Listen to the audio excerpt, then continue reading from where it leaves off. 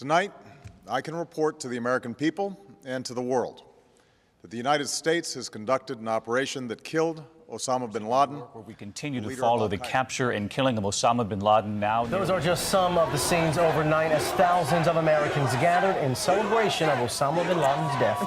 Former Navy SEAL Rob O'Neill says he has thought about the mission every day since that May Day in 2011. From multiple conversations you had with Rob O'Neill over the past year and a half, how'd you get access? And you described that his head kind of exploded when you hit him. I actually hit him 3 times because I shot him twice when he was standing and once on the ground. That is the fucking American badass right there. We are not going for fame and we are not going for bravado.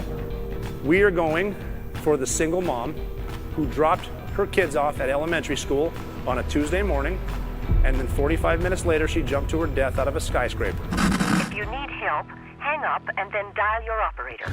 I'm Rob O'Neill, and this is the Operator Podcast.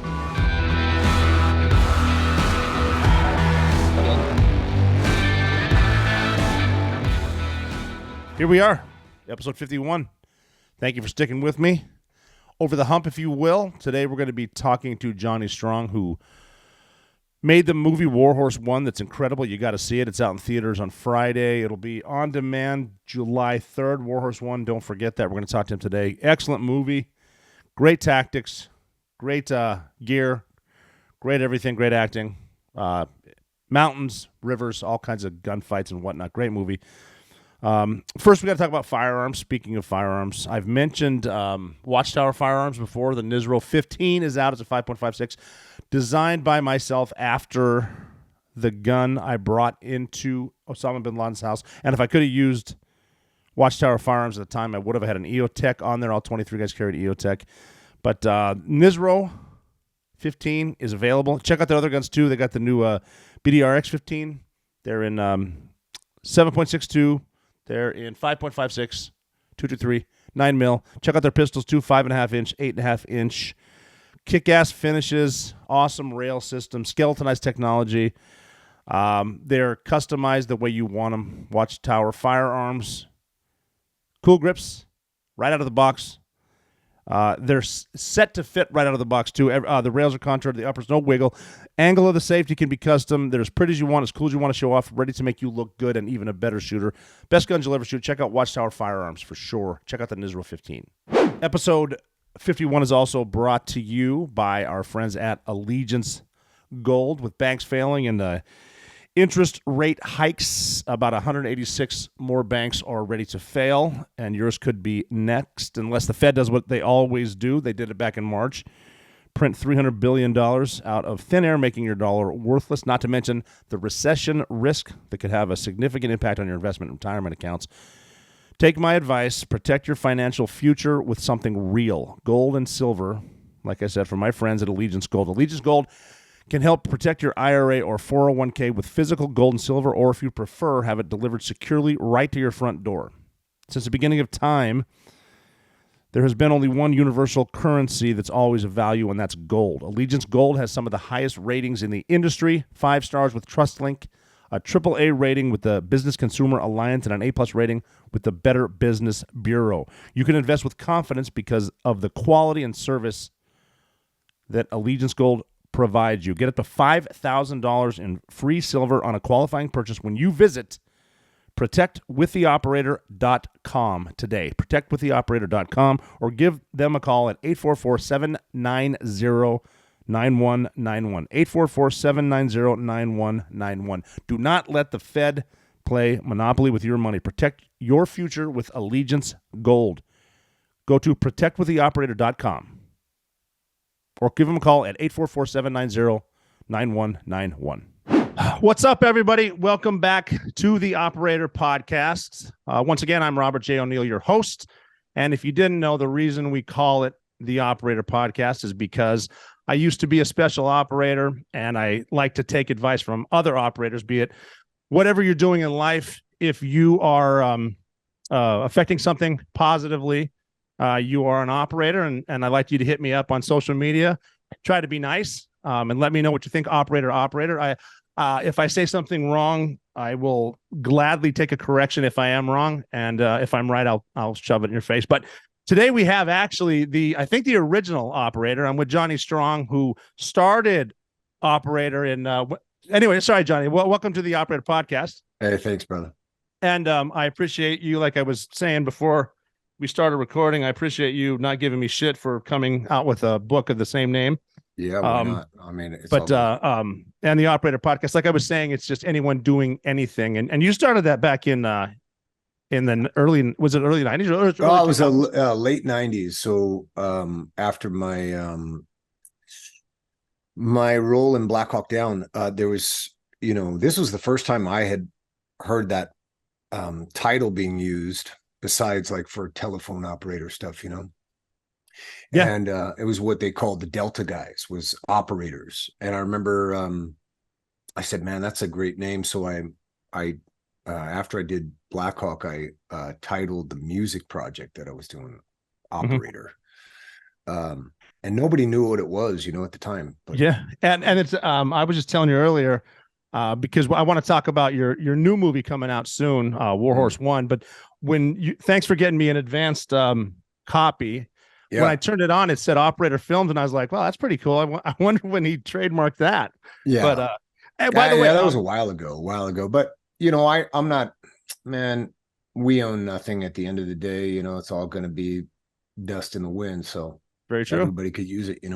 That's cool. That's what I was thinking and on hoping.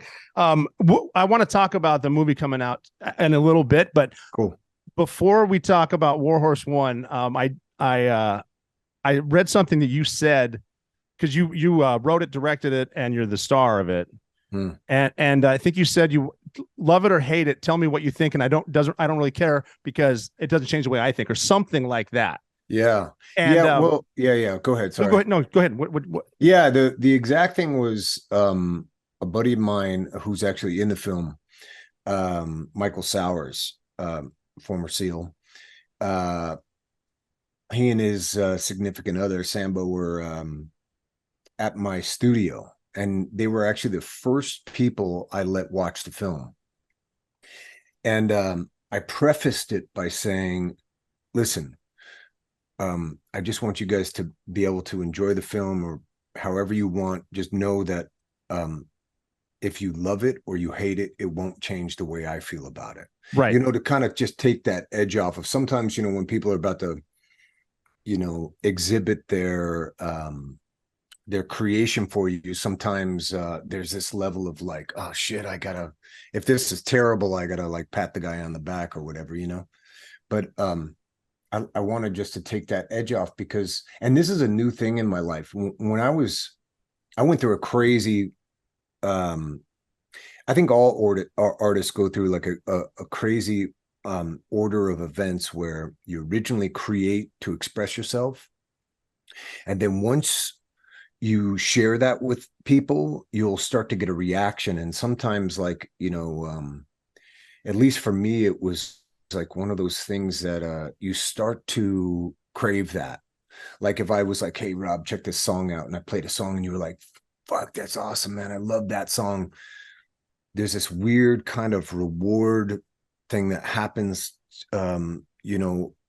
endorphin wise, that you go, oh wow, this guy likes it, Mm-hmm. So yeah, that's a strange thing for me. So but more recently in my life now, I've gotten to this amazing place where I don't fucking care what other people think of the things I create. It's like this, it's such the satisfaction and the gratification that comes from me creating things that need to come out. It no longer matters what other people think about them, And when I was younger, I think that's just a younger thing that happens, Yeah, once you stop caring what people think, you can do a lot more, because a lot of people, I mean, they're not thinking about you as much as you think they are. It's like even with the game of golf, like you're playing like shit. The other three guys don't care how you're playing; they're thinking about how they're playing. But so Mike Sowers, he and I were at SEAL Team 2 together. He was actually my roommate. We lived together for a while, so I know him really well. And he's actually the reason I got. So I've been seeing the trailers and some of the build up to WARHORSE, and I didn't. Then I got the movie, and I have to be honest, it is fucking fantastic. I gotta, and I'm serious. Because when I saw the trailer, I wasn't sure if it, is this a dude rescuing an Afghan girl, and is that the mission, or right. It didn't really explain how it happened. Right. But I mean, it's everything from, and we'll get into the movie in a bit, but everything from the because now we're in a time where, if with your gear or with your stance or how you're shooting or your mags or how you do comms or how you check and all this shit, if you don't do it right, you're going to hear about it. It's like, sure. I've had pictures of me from 20 years ago where I accidentally have my elbow up in a shot, and people are harassing me about, look at the chicken wing. I'm like, yeah, okay, fine. But this movie Warhorse, that, like I said, I want to talk about later, is I'm fortunate that I got to watch it alone, because I've heard that grown men aren't supposed to cry, and I'm not afraid to say this. There are scenes in this movie, I'm not going to ruin it, but boy, if you don't, man, just let it brutal. out. It's brutal, and this is, I'll tell you what, Rob, I love that you just expressed that to me, and not in like that exactly in what I was just saying about the reward thing of other people saying great job or whatever it is. Like, to me, I love watching this film alone, because I get to, like, it's a hard thing to explain, but it hits you in this way, and this is kind of why I made the film. Was there's things that, as a man, I don't know if our society embraces the concept of like men being able to deal with emotions, and I think and not in like the fucking pussy way of like, I saw this. I saw this fucking video 2 days ago where it was like these people in this auditorium, and they were like, I want to be recognized for my safe space. I have like some weird auditory fucking thing that I don't like when people, nothing like that, but like actually dealing with real emotions. It's our mind, our body, and our spirit. When those things are connected, we're dealing with the influence of the things that we experience every day, and I'm sure, and I'd love to talk to you, and I got some questions for you if you don't mind. I know it's your not mind at all. Yeah. Later on when we talk, but this is one of the things that's like, we've never, at least me, I was never fostered in my upbringing to express emotion, or how to process it or deal with it or get it out. And that's why for me, it was like, one of the first things was piano, and then it was guitar, and then it was drawing, all those things, like kind of around 5-6 years old was like, boom. Wow. It became this way that I could get it out, because I didn't know how to get it out. And that's why I became an artist, and my version of an operator. No, that's exactly right. Yeah. The thing that men aren't, I mean, like, I saw that same thing where it's like, hey, I have trigger warnings, and if you do this, I'll whatever. But a lot of, like, I know a lot of veterans who have post-traumatic stress, and even though we're supposed to say we have it, a lot of them still won't. And unfortunately, they deal with it in the wrong ways. And there's a lot of suicides. I have friends that have killed themselves. And when you're at that point, there's something else we can do.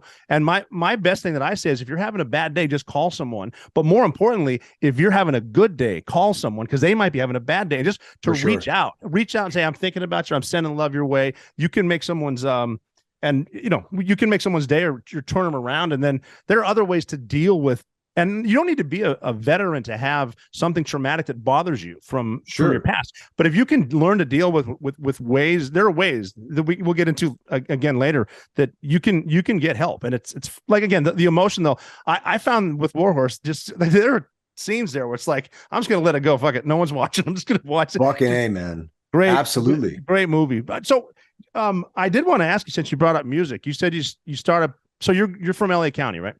Yeah. And then you just at 5 started playing music.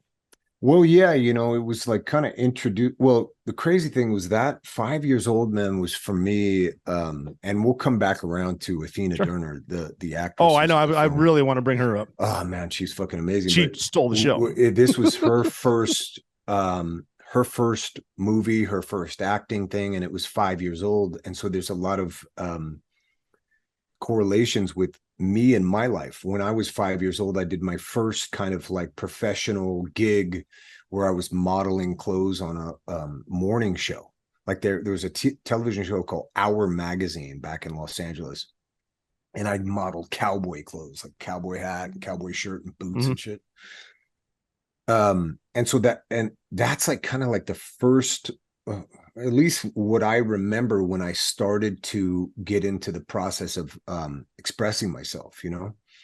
And music was the first thing, because I think music is, in my opinion, it is the most connected internally of self-expression. And I think it's because of tone, right? Everything in life is vibration and energy and stuff. And I think the way music can pull things out of you, or at least, you know, connect you, your spirit can connect through music. And this is, you go back, you know, thousands and thousands of years, we used to communicate with sound.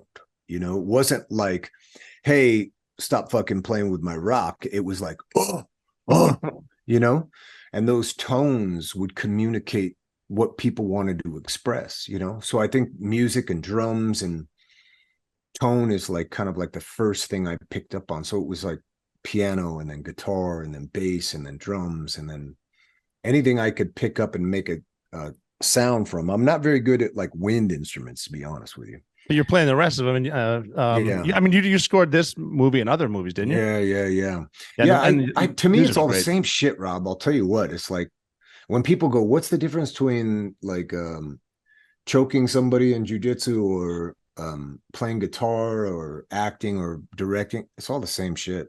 It all comes from the same point. It's like, that's me like saying, what's the difference between you taking a long range shot as opposed to kicking a door? It's really, you're operating from the same standpoint. Maybe there's some different technical aspects that you're applying, but it's all the same shit. You're just doing your thing. So music was just natural from the word go. I mean, to me, it was. There's a lot of people that don't have that. Like they're not wired that way, but to me it was like an arc, man, to what now I recognize as my creator. You know, like I think inside of us, right, millions of years of like, you know, human beings trying to decipher like why we're here, what we're doing, where we come from, all this type of stuff. To me, the way I can connect with my creator is through self-expression, because it's like there's some remnants inside of me that like during that act of creation is where I feel connected to the universe. Yeah, that is, I've heard that before, because I was mentioning with different treatments for PTSD, the same thing with the vibrations and the frequencies. I mean, as crazy as stuff is where you might not be able to see certain things because you're not on the same frequency. It's like it's like when you can be in a room and you turn on 100 different radio stations, they're all on different frequencies. You can't hear them because you're not on it. But when they start talking about the creation and I mean, maybe we dumbed it down just so we could maybe understand something that's bigger than us. But I've done some treatment where it just expands my horizons, and it's like everything will be okay. Like you're saying, just, stop worrying, just give yourself a pat on the back and stop worrying about everybody else. If you have experienced that and went through that treatment, Rob, it's like, to me, it's like, that's why I create now, especially, and I think as a child, you don't know why you're doing certain things. You just start to do them, now I feel like that is my connection to that. And when people use words like coincidence, I said this the other day in a conversation, people say, oh, what a coincidence this happened. That's, like you said, the dumbing down. That's the way we make that safe for ourselves. We go, fuck, dude, there's like some spiritual energy that I don't understand, so I'm just gonna fucking lie to myself and everybody else and say it's coincident, that type of shit. So some before where it's like, because you get into different spirits of like even good and evil and stuff like that. And like you hear a bump in the night or whatever. It's like, you know what? I'm 47 years old. If they haven't gotten me by now, I think I'm good. You do you. But that vibration, good and evil, man, those are I often tell people I don't know what's going to happen in the afterlife. A lot of people say, oh, it's this God or this thing or that thing. Or someone asked me the other day, because I write about the creator and my connection artistically, and they go, well, what's the name of your creator?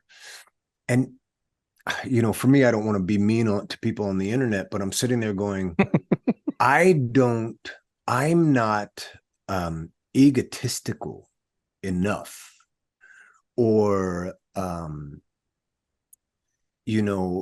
so bold to say that I know the name of my creator.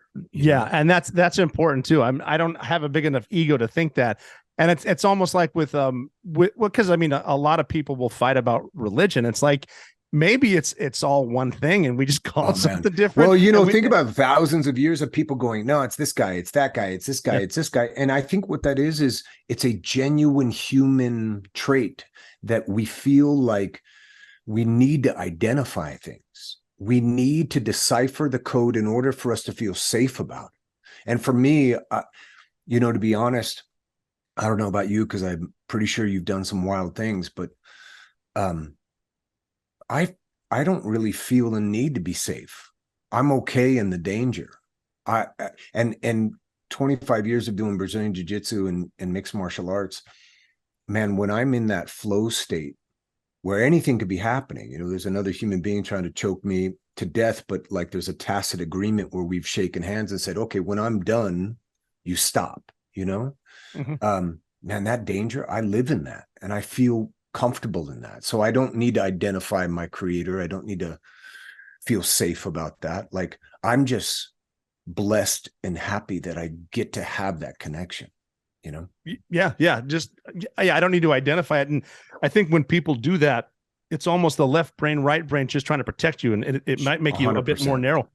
And I was raised Catholic. I don't want to get into all the religious stuff. Me too, brother. Me too. Recently, because of I haven't been to war in whatever, over a decade.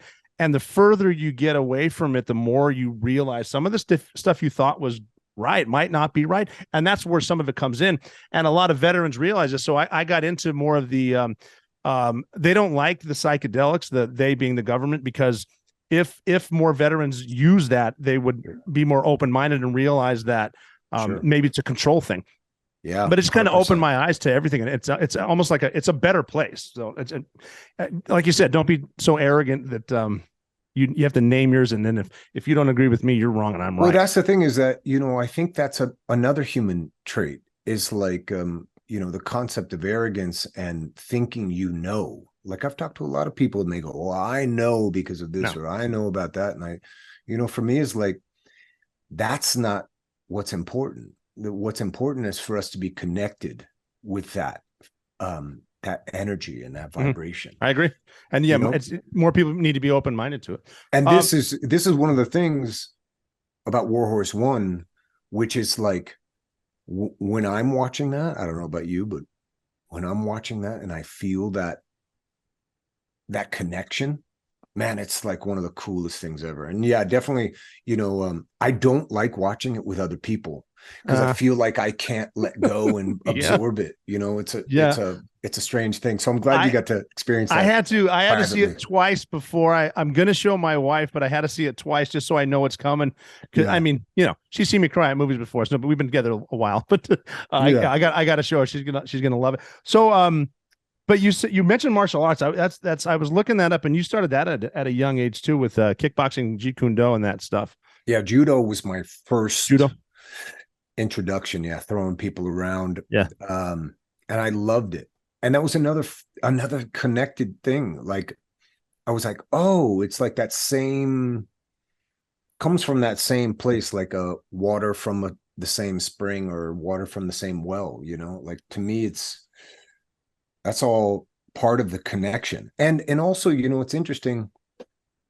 I think one of the things that I feel, in my spirit is like the honor and respect for the body, for the self, like this vessel we're blessed and given.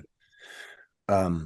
I feel like, it's my responsibility and my obligation to to try to make it the best it can be and maintain it the best it can be maintained, so I don't poison it with one thing or the other. And it's a respect thing. And I think, martial arts is one of those aspects where it's, I'm always, when someone says, oh, you've been doing this for 40 something years, and you've been doing this particular one for a quarter of a century. Like, to me, I go, yeah, why haven't you been doing that? No shit. Like what is that? Like, or I see guys like, and this is a thing, and maybe I see guys, and I'm going to say something, I don't want to offend anybody, but if they get offended, that's on them. Is, I'll see people like, with devices like alcohol and things like that. And I'm like, this is a poison. And you were talking about psychedelics, which I think is one of those natural things that'll help us get into that state of connection. But to me, I don't drink, I don't smoke, I don't take drugs, I don't do any of that. That's part of like the thing, and since a young age, when I was a teenager, I got drawn into that. Because to me, it's like, it's a way to numb things. I don't know if you agree, but no, I do agree. To prevent yourself from feeling things. Yeah. I mean, speaking of the energy, the high frequencies and low frequencies, I had one of my therapists say that with alcohol, because some of the psychedelics can actually help you with alcoholism. But they said the reason you can feel like, I don't know if the evil's the right word, but if you have alcohol too much, the frequency goes lower, and that's when you're more vulnerable. Absolutely. I mean, again, I hope people that are listening aren't offended or think I'm a complete lunatic, but no. It comes back to it too. And I'd imagine doing martial arts at such a young age and continuing with that. I would imagine it's a much healthier way to let it out. But so you started with judo, and obviously you've been doing Brazilian jiu-jitsu now for 25 years. Yep. And that was originally, and obviously jiu-jitsu is just taken off, but that kind of came from Brazil based off of judo, wasn't it?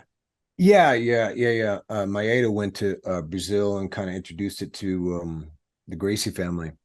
But it was one of those things that you said something that was awesome that God, I forget what you said. It totally inspired me to want to say something to you. But anyways, to me, when I was doing it, man, it was like no one in Hollywood was doing it, or maybe a couple guys. I know Ed O'Neill from like Married with Children, because I was in the movie business. So, but when I would tell actors on movie sets, like this is like, I started in like 98-ish with my coach Chris, and then eventually after I got back from Blackhawk, I went to like a regimental school to do it, because I started at a different school in North Hollywood, and I didn't get along with the instructor there. But me and Chris would train at my house. But man, like on the set of Blackhawk Down, I would tell people, oh man, I do Brazilian Jiu-Jitsu, MMA, and they looked at me like I was fucking crazy. Like they equated it to like the early UFC shit where full like cage fighting shit. And I was like, no man, it's really cool. It's like, you could do this. And they thought I was fucking nuts, man. And now it's like blown up into this crazy popular. Well, the UFC started by the Gracie family, and Hoist Gracie obviously fought in it, and that was to show everybody that there's a better, because we had shoot fighters, kickboxers, sumo wrestlers, boxers, and it's no holds barred one tournament a night. And I remember I was in high school, and we're like, did you see that shit last night? That dude was on the bottom and he won. Then no one knew he won, and the guy's tapping. No one knows what that is. Yep. Well, dude, that's exactly how my buddy Chris Lissandro, who's my coach, shout out to Brazilian Jiu-Jitsu Club. We were watching. He was at his apartment watching. This is 93. Yeah, it was on pay-per-view. And he's watching, and I'm watching at my place. And he calls me and he's like, "Dude, did you see the shit?" And I was like, "Yeah, man." And he goes, "Do you think this is bullshit? Do you think this is like some WWE?" Oh, he wasn't doing it yet. Shit. Like he thought it was. Both of us were like, "Wait, what is this?" And it changed my life. Shout out to Hoist too. He's one of my boys. Oh, he was turned into a superstar overnight. And that just introduced it to everyone. And again, people didn't know what to think of it. I mean, even if you watch like back then, I think Brian Kilmeade was doing he was a commentator. No, he had no idea what they're doing. Neither did anyone else. And if you compare it now to like Rogan doing, like he knows everything he's saying. It's like, this is just a night and day. But to see what jiu-jitsu did but like, even when you said Black Hawk Down was Tom Hardy's first movie, maybe one of his first. And he wasn't Tommy Hardy, yeah. But he wasn't, he's big into jiu-jitsu now, but he wasn't even, did he even try it on set or? No, man, no. I tried to get people to fucking roll with me, and they were like genuinely like not into it. Like even on Fast and Furious, like I remember me and Paul Walker one day were on set, and he's like, so I hear you do jiu-jitsu. And I was like, yeah, man. And he's like, and I want to say he didn't believe me. I want to say he thought I was full of shit, because a lot of actors are completely full of shit. Hollywood is like notoriously full of shit. And I was like, yeah, I'll show you something. So I was like, I'll show you a basic like footlock. And so I wrap him up in this footlock, and I have it in play, but I'm not trying to submit him or anything. I just go, if I was here and I arch back and I lock it up, and then you'll, I'll break your leg. And he goes, well, what if I roll out of it? And he rolled, and it just got tighter and deeper. Mm-hmm. And I remember I just arched a little bit, and he tapped, and he's like, oh, okay. Like he just wanted to verify that I was that it's legitimate, not full of shit. And I remember the director came up, and he goes, Johnny, what are you doing? If you hurt my star in my movie, you're going to fuck up production or whatever the fuck. And I was like, oh, sorry, man. He asked me to, anyways. So, Fast and Furious. Speaking of shit that gets popular, obviously Fast and Furious got extremely popular, and they've got like the Boba Fett cult mentality, because I didn't know this till recently, but your character Leon was famous for showing up and then famous for leaving. And you want to hear something crazy about that? And I, like I said about coincidences, right? So I'm the only guy that hasn't returned to that franchise. Yeah. After I left, the car that was my car, because it's like the characters are kind of synonymous with their vehicles, right? It's a strange like fucking transformer type of thing or whatever. But that car was destroyed because it was brought illegally into the United States. Oh no. So apparently the feds destroyed it, like actually had it destroyed. And I just thought that was appropriate that I left and the car was destroyed. The car was gone, in and out. There was a reference, I think, to Leon in like the third or fourth, but they didn't show you. But I haven't, dude. I saw the first film twice. I haven't seen anything else. I've seen trailers and stuff with like they made 10 of them. The Rock or whatever, or I don't know, man.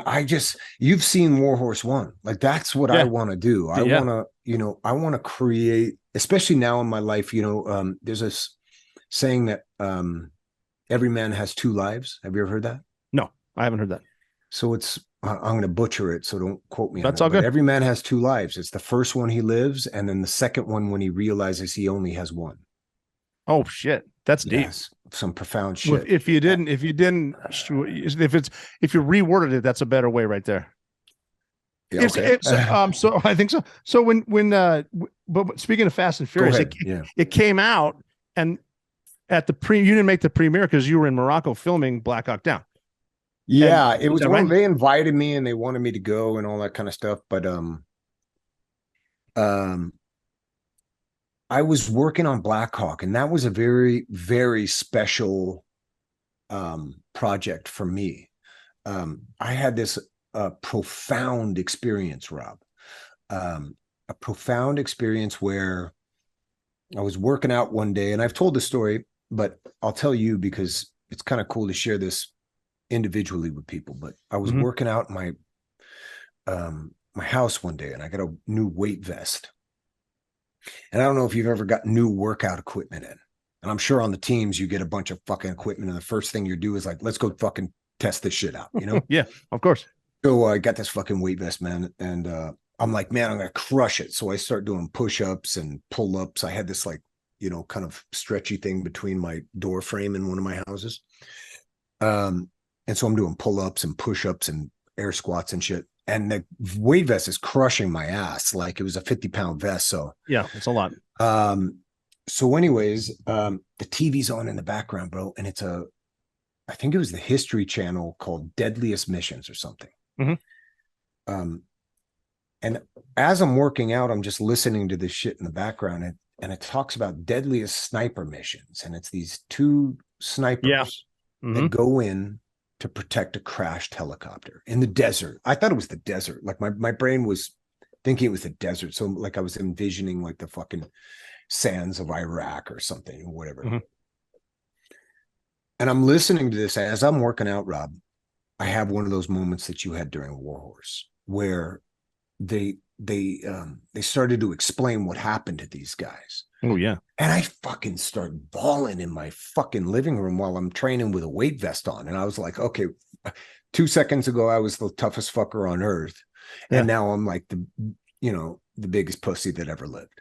So it was crazy, but it was like so impactful that the first thing in my mind, Rob, I'm going to do that. I'm going to show the world that moment. I can do that. Like that's going to be what I do. I shit you not. I knew it. I fucking knew it. And there was a part of my brain that was like, how when you talk to yourself about any situation, I'm sure you've kicked a door and like your brain's talking to yourself while you're doing all your shit. Oh, every time. You know what I mean? Right? Mm-hmm. So my brain's going, well, how are you going to do that? How are you going to fucking show the world that? You have no power in Hollywood. You have no way to make that or whatever it is. But I fucking knew it. I knew it by way of that connection of just energy and vibration. How many years before the movie was made did you do? This was like, I think like a year or 2 years, whenever that show came out prior to that. Yeah. And then the crazier thing was they were making a movie in Hollywood called Pearl Harbor. Yes. I got the casting session that they brought me in. This woman, one of the best casting directors that Hollywood's ever had was Bonnie Timmerman. And I got called in for the role that actually Josh Hartnett ended up playing. Mm-hmm. And I remember I read it and I went in and the first thing I said, I go, Bonnie, you're the fucking greatest, but I don't want to do this movie. And she's like, why? This is a huge movie. Everyone in Hollywood's trying to get in this movie. And I said, well, because it just kind of seems like they took this, because Titanic was really big. I think they took this Titanic type script and kind of painted World War II on top of it. Yeah, that's what it seemed like. And I was like, I'm not into it. And then there was a part of my brain that was like, well, I like this other role. And she says, no, Ben Affleck is playing that role, so you can't play that role. And I go, well, then I'm not interested. It was like the duality of everybody. We all say, yeah, that chick, whatever. Oh, wait, she wants to fuck me? That type of thing. But dude, she took me downstairs and showed me this giant like 3D model they had built of Pearl Harbor and the ships and all this.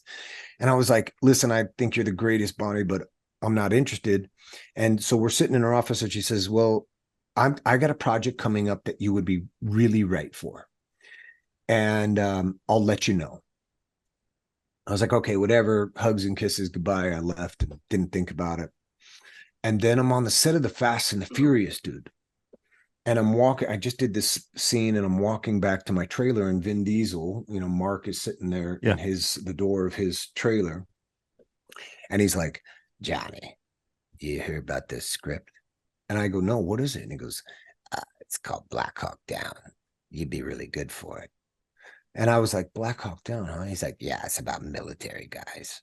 And I was like, okay, cool. Okay. All right, man. Thanks, bro. And I go to my trailer and I'm like, fuck, I got to call my manager, man. Like, I got to find out what this is. And so I call my manager and I'm like, hey, there's a thing. And they go, okay, great. Like, I don't know how many days go by or weeks, whatever. And they go, all right, we got you an audition for it. It's Bonnie. And she wants you to come in and read.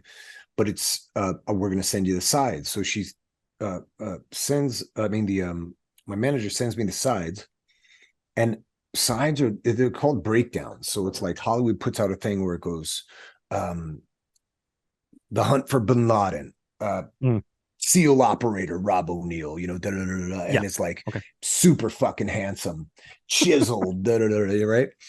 And so anyways, they have this list of things that I'm reading, and it's like this ranger, this ranger, this ranger, and then it goes into this Delta operator, and I'm like, oh, that's fucking dope, you know? Mm-hmm.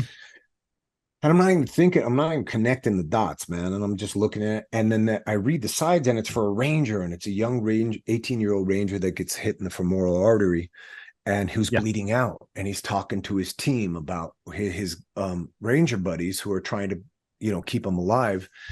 And the scene is like, you know, tell my mom I did good, you know, this kind of stuff, like really emotional stuff. Oh yeah. And I called, and I was like, guys, I like these other roles, the Delta guys. Yes. And the manager's like, they're not reading for those. You got to read this scene. So I'm like, I think a couple days before, I'm just sitting there panicked because I'm like, fuck, I want this other part. And I go, all right, my game plan is I'm just going to go in there, Rob, and read it like a seasoned Delta operator. Same situation, shot in the femoral artery, bleeding out. But this guy has like trained with the best of the best, been through it, unit guys, you know? And so I go in and I'm like, hey, Bonnie, and we set up the camera and we do this thing. And I read it like that. I read the scene like like how I perceived what a Delta operator would be going through. And we finished the scene, and it was really good, you know? And she goes, Johnny, he's 18, you know, he's really worried. This is his first time in battle, and And I go, oh, okay. Let's do it again. So I do it the exact same way. The wrong way of the scene, right? And she looks at me and she fucking knows what I'm doing. And she goes, are you sure that's what you want to do? I go, yep, 100%. And you know, hugs, kisses, goodbye. And I leave and I forget about it. And then all of a sudden, one day I'm in my house and I get a phone call, and it's, Johnny, do you have your passport? And I'm like, yeah, I got my passport. What's up? You're going to North Africa to shoot Black Hawk Down. And I go, well, what role is it? So, and this is back in the day of faxes, bro. This is fucking prior to the real internet, you know? I didn't even have a fucking email at this point. I mean, this is how crazy long ago that was. And they send over this fax. I'll never fucking forget it, bro. It comes out of my fax machine. I look at it, and it's the breakdowns, but there's only 2 roles. Like, because, you know, a breakdown could be like multiple pages, and it's just the page with these 2 roles. And it's Delta Sniper Randall Shughart and Delta Sniper Gary Gordon. And it lists out like the kind of like little synopsis of these characters. And right at that fucking moment, dude, I instantly sense memoried back to being in my house, working out and going, holy fuck. I'm going to be a part of that. Yeah. That's what I'm going to do. And some people might hear that story and think, you know, this, that, and the other. Man, that's how I know there is some sort of weird spiritual energy connection in the world, you know, like that's a great example of that moment, you know? Some people want to attribute it to one thing or the other, but man, it was magical. And it was like one of the most amazing things that I was able to be a part of and to immortalize on film, you know, that what those guys did. It's a really special thing, you know? It's incredible. And you 100% nailed that role too. Just with the, the whole movie. I just interviewed a ranger, a buddy of mine who was in combat, and he joined because of that movie. I know guys that and just the way that Black Hawk Down with Task Force Ranger, it was, you know, Delta and the Rangers, they call the Task Force Ranger Operation Gothic Serpent back in '93. But the way the movie was able to, like you're saying, show the young Rangers and show the seasoned Delta operators, and both sides nailed it. The Josh Hartnett played he's the senior sergeant in the Rangers, but he's also younger than the Delta guys, and the Delta guys just like cool as shit. And then the scene, because obviously Randy Shughart and Gary Gordon were awarded the Medals of Honor because they went in to a down pilot to get to find Mike Durant, and they knew they were going to die. We're going to go in there. We're going to fight it out. We're going to try to save him. And the way you guys played it, though, and if forever's listening, if you're younger and you haven't seen Black Hawk Down, go see it now. But the way that you played Sugart and the way you handed him a gun and said, "I'll be right here," or something like that, and that's him knowing he's gonna. You nailed it. And it's another. I appreciate that, man. Oh yeah, I mean, Black Hawk Down it's one of those movies. If even if I'm in the middle of something at home and it's on, I'm going to watch it. I'll stop what I'm doing and watch it. But it's a special film, man. And it's an interesting thing.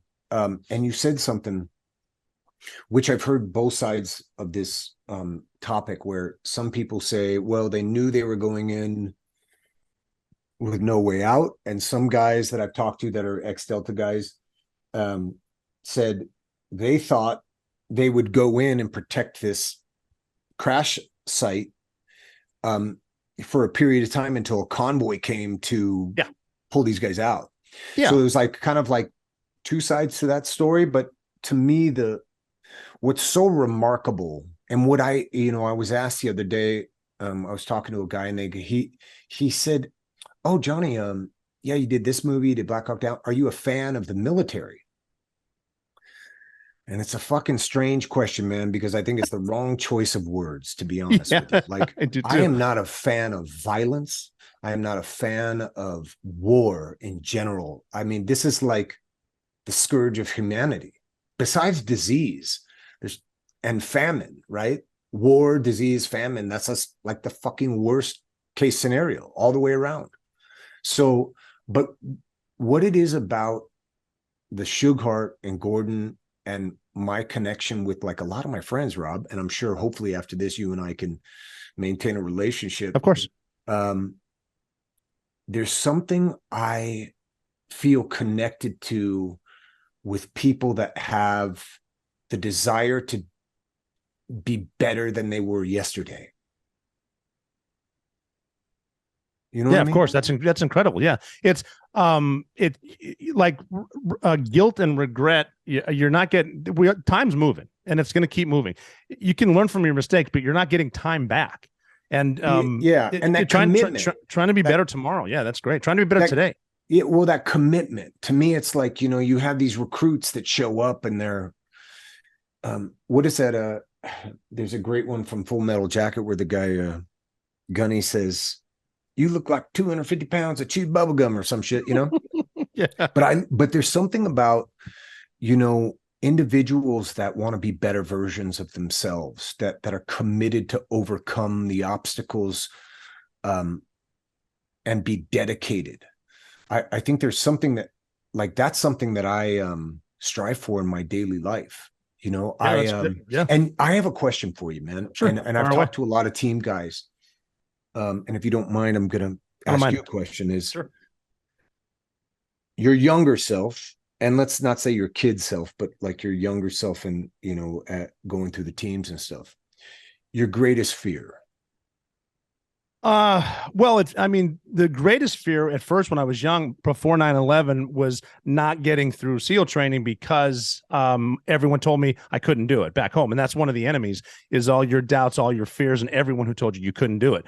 And then, getting through BUD/S, going to SEAL Team 2 pre 9/11, there wasn't really a fear because I'm with the best guys in the world.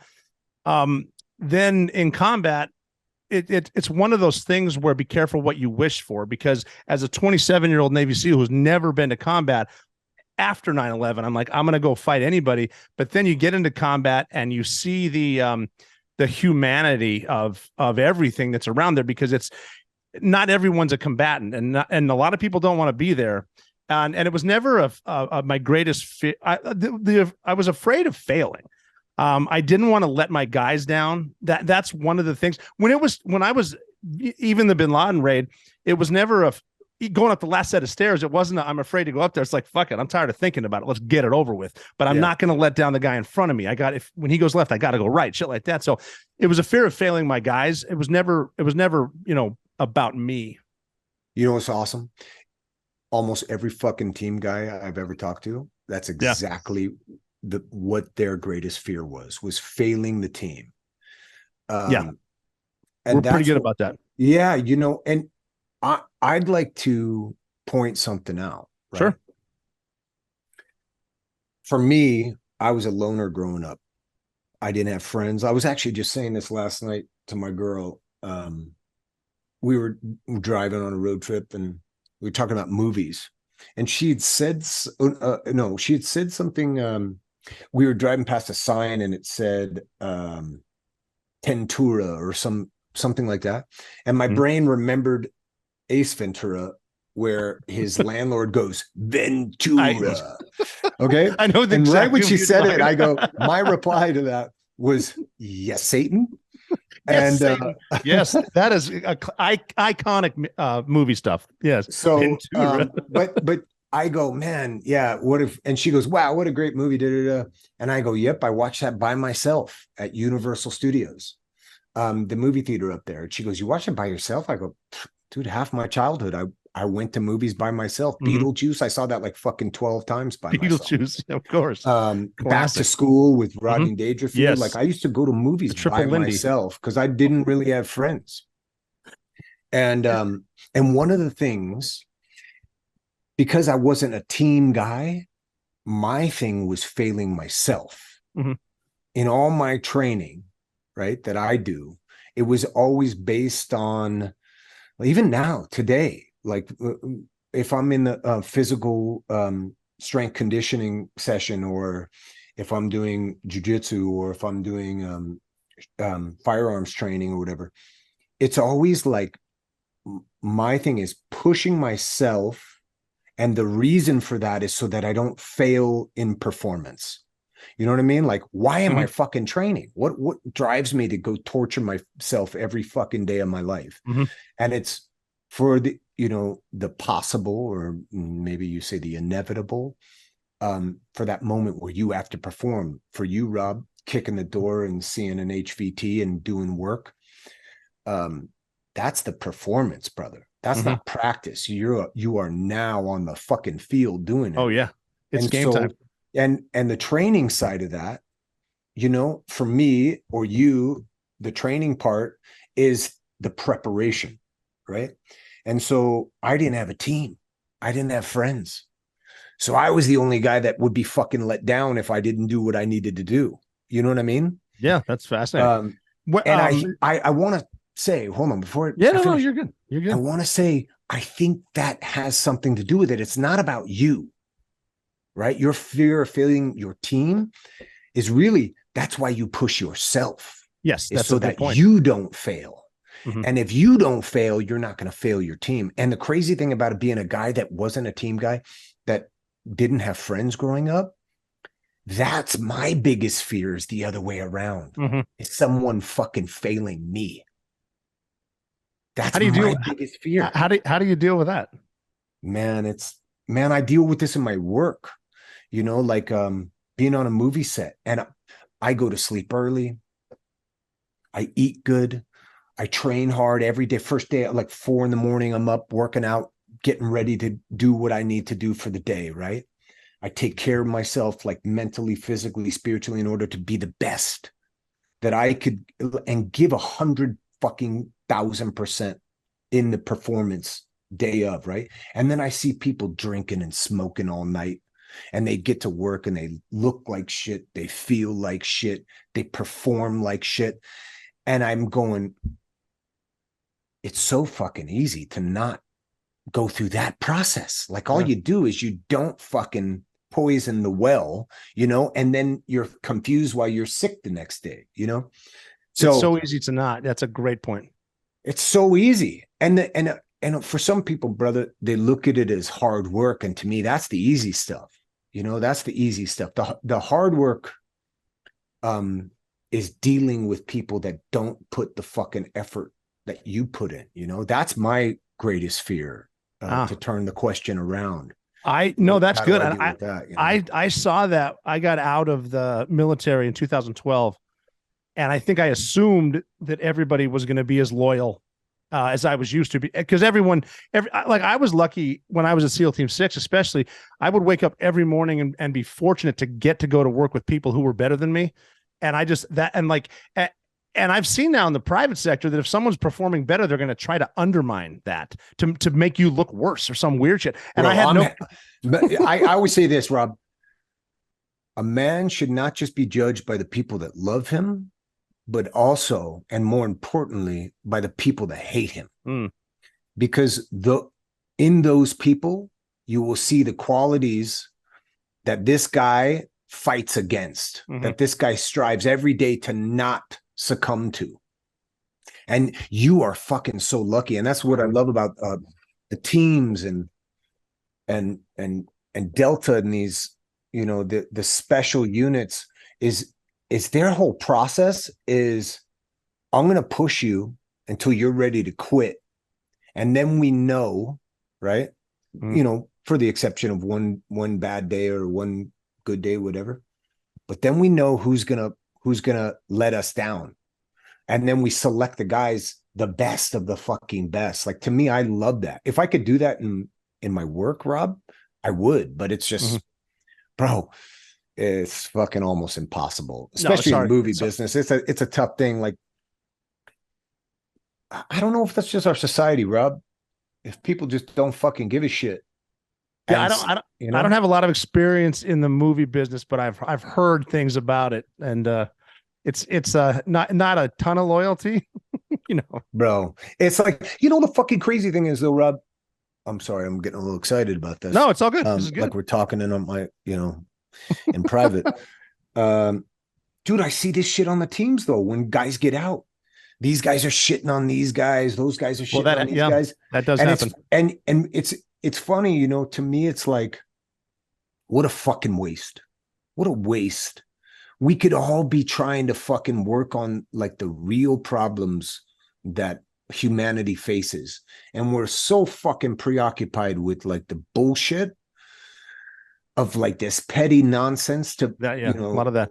Man, it fucking blows my mind. But, this is why if you look at the credits of the film, like on my crew, maximum like 10 people.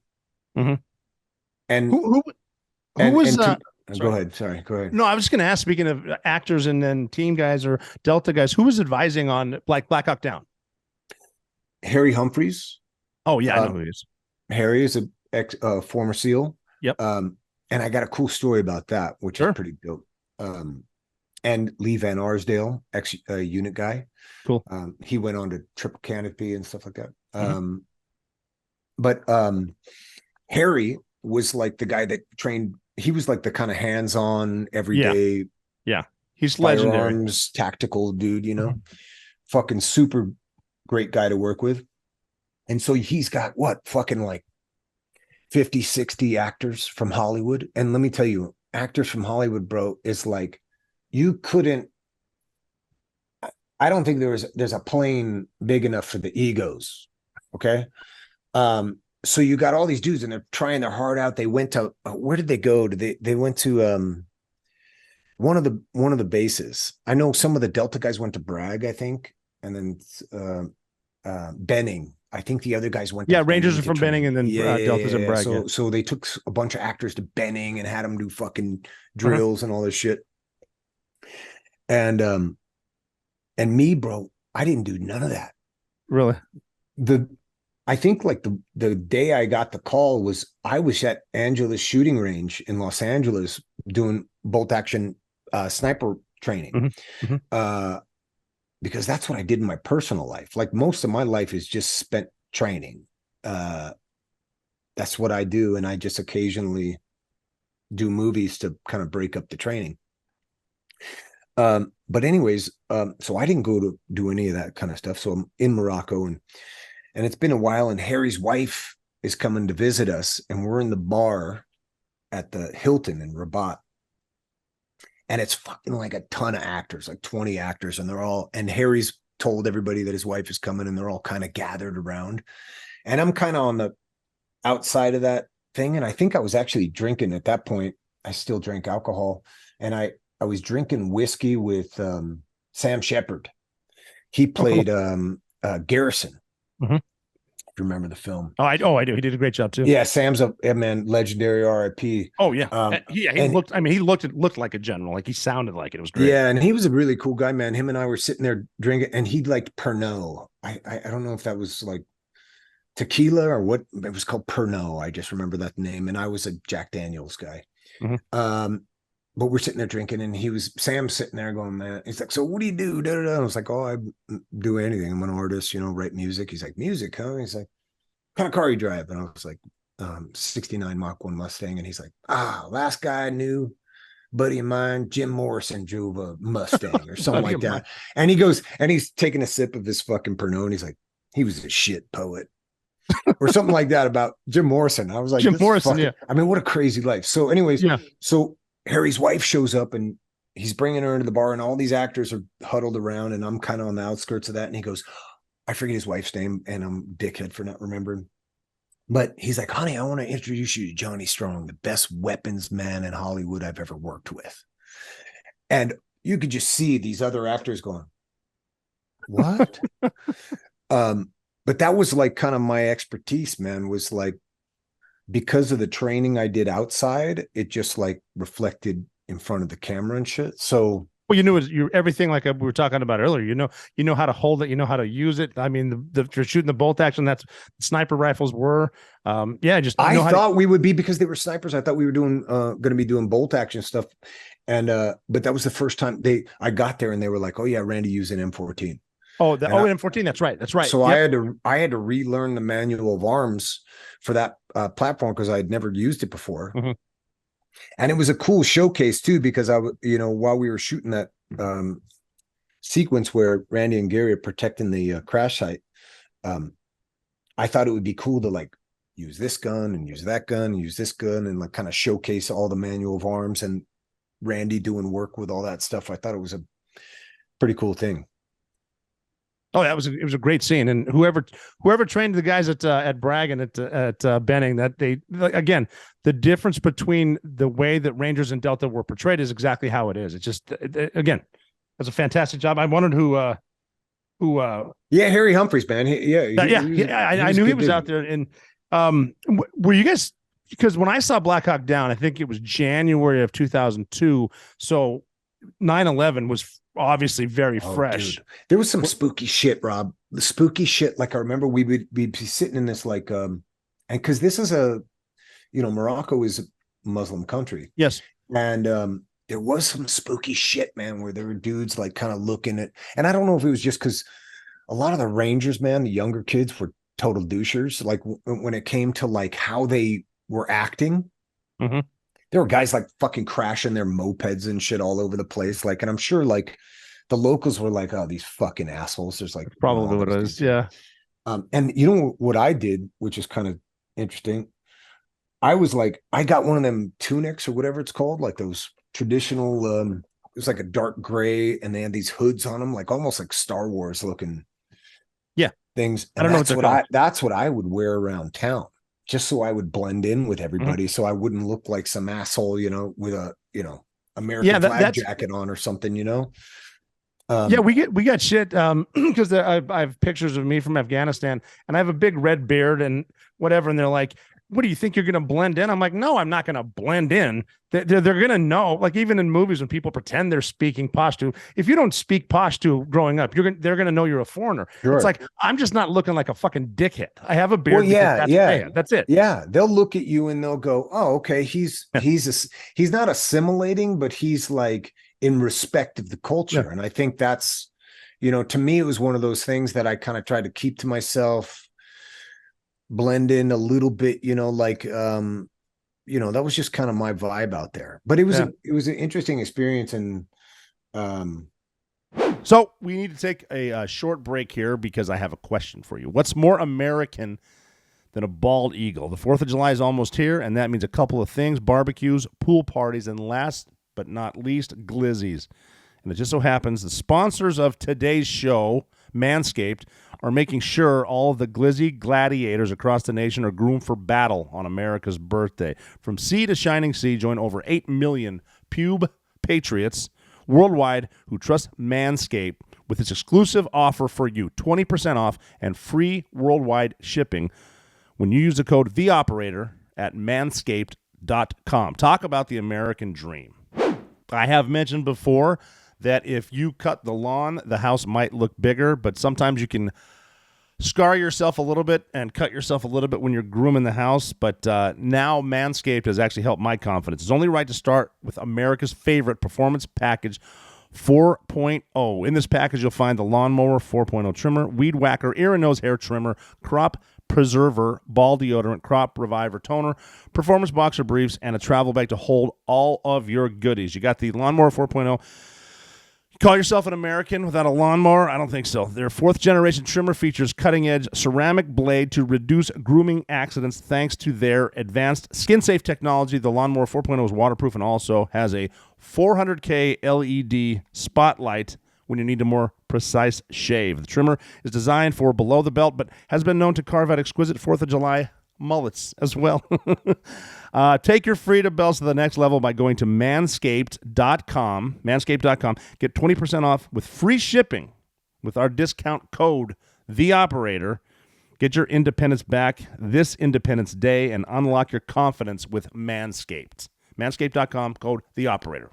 So I do need to take a second here and ask you a question. When did we decide to stop upholding free speech as a basic right without big tech companies, social media, censoring people? I've been canceled before. It happens. Everyone should have a right to express themselves freely. But like I said, big tech has a monopoly on everything. And to fight back against their control of the internet, I use ExpressVPN.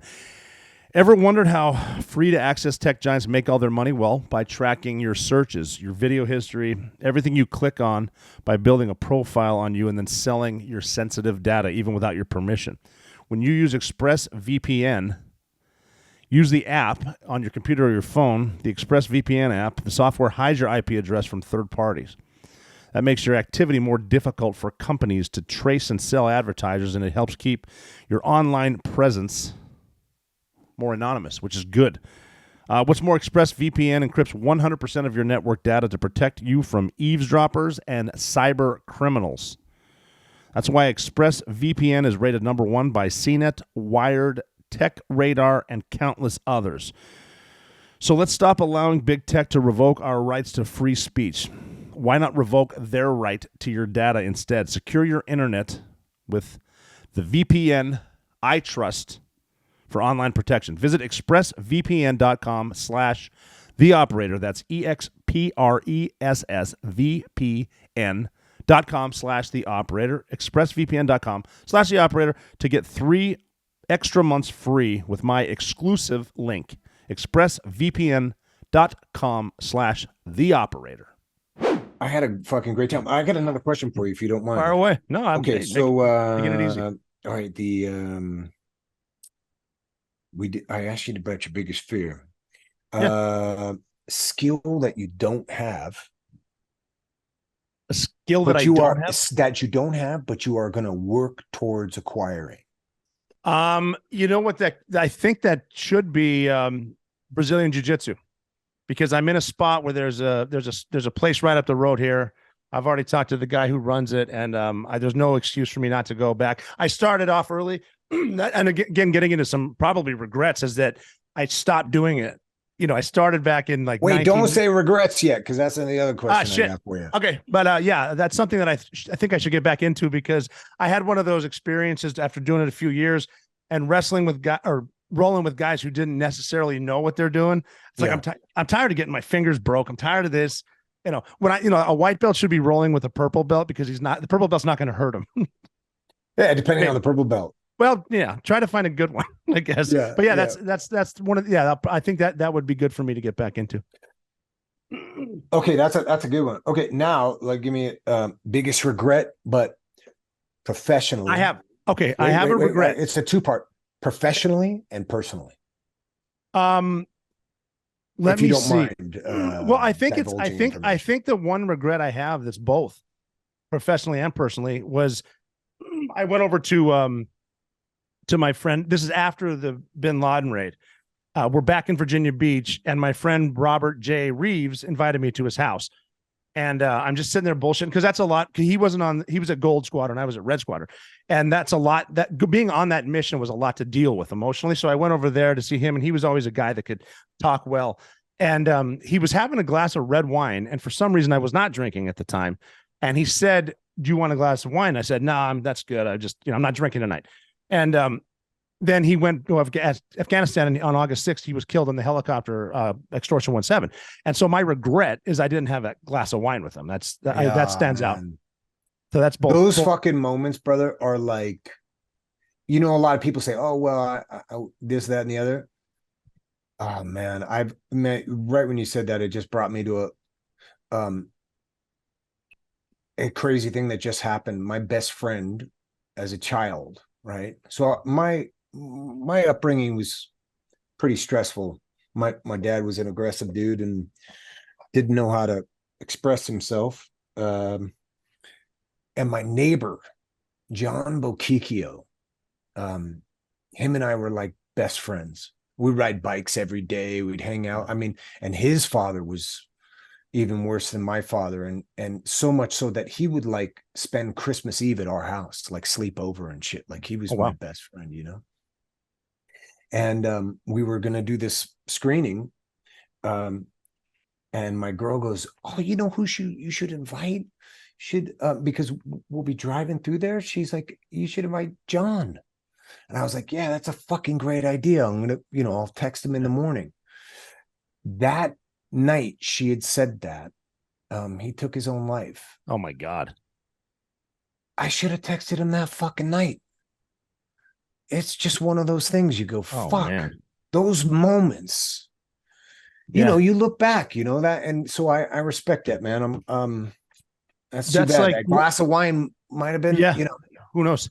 That's another thing too. Like the littlest things in life can turn out to be something that you never intended, like the butterfly effect, something that you did 20 years ago. Had I done something else, all this wouldn't have happened or would have happened. And you never know how you get in a whole spiritual, like, well, that's the framework of the fucking Matrix, man. But again, too, like with the send a text to a friend or give someone a call that, like, you just, even if it flashes in your mind, oh shit, I haven't texted this dude in a while. Let me just hit him up.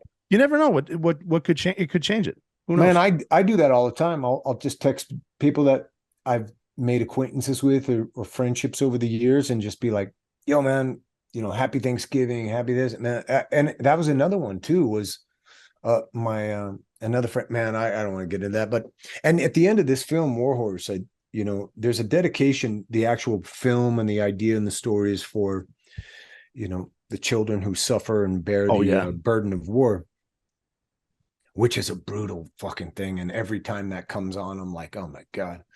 But I'm glad you brought that up, because I wasn't going to say that part, because the end, when it says that, there are so many people so many children who were affected by war on both sides, that it's the dedication. And this is why, like when I was asked, are you a fan of the military? Like, I'm not a fan of war at all. Like, and this is I don't know if it's ironic, Rob, but I train nonstop for the worst situations. Like, what am I training for? You know what I mean? And I think a really good explanation, right, is like, I don't want to ever. Someone said this to me one time, a white belt said to me, man, you sound like you're just ready for a fight. You sound like you're like looking for it. I was like, honestly, it's the exact opposite. Yeah. Like every fucking day, Rob, I go through life going, I hope I don't have to perform. No shit. Yeah. This shit. You know what I mean? Like I do. I'm hoping I can get through my whole life and never have to protect my family. Mm-hmm. Yeah, I do too. Just because like I said, that before I went to war, I wanted to go to war, and now that I'm done, I despise war, and I think I see it for what it is on both sides. Like the people that I talked to a guy the other day who actually was in the first wave on Dog Green sector of Omaha Beach on D-Day, and to be able to talk to I was starstruck talking to him, and just the way he said the difference, but they're only the bad guys in name. Someone sent them there and they're just wearing the uniform.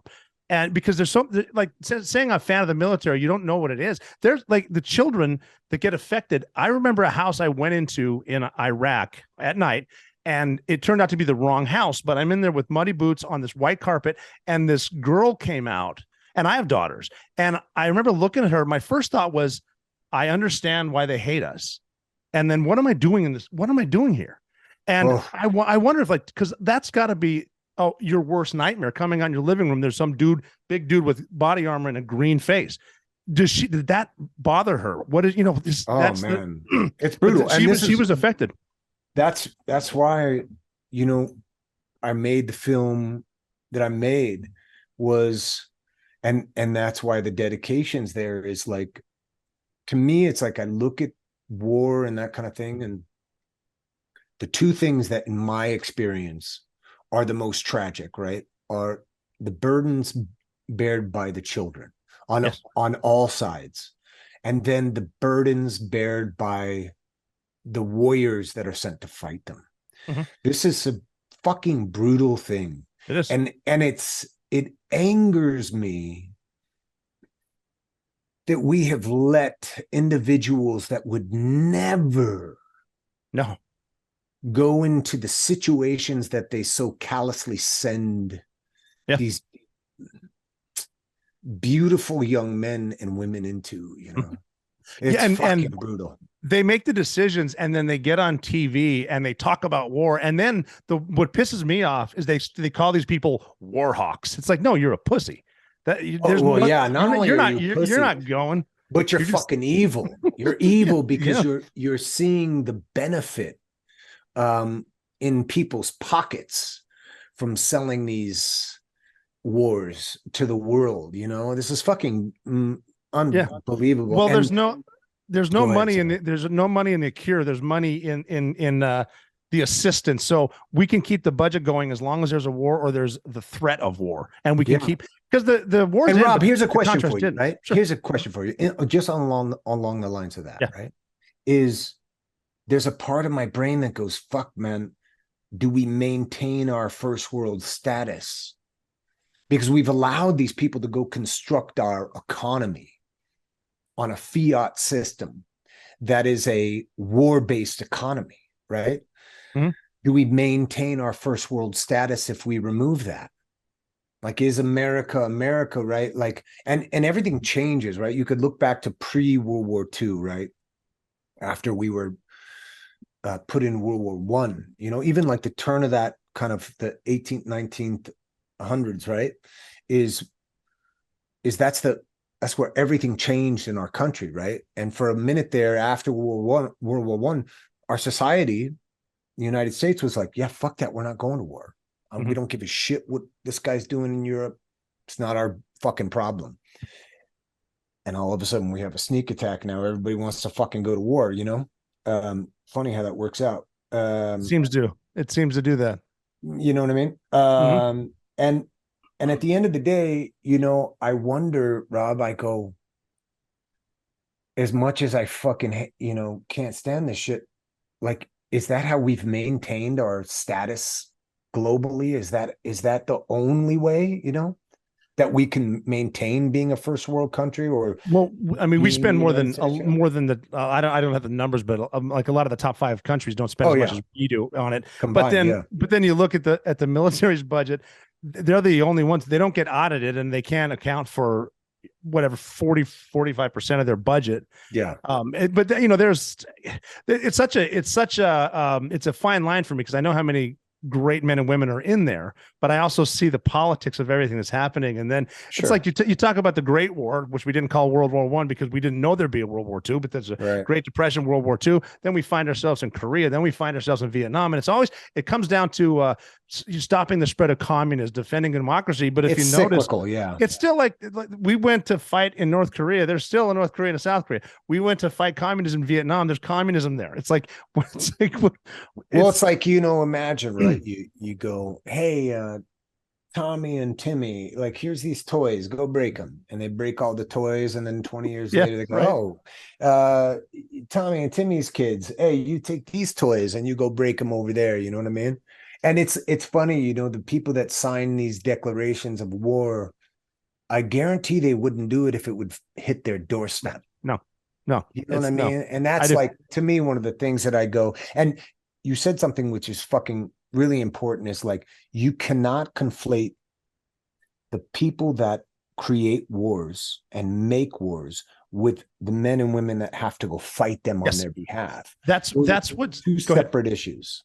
That's what's important for veterans to know is, regardless of why we went to Iraq or why we stayed so long in Afghanistan, what's important is, what did you do when you met the enemy?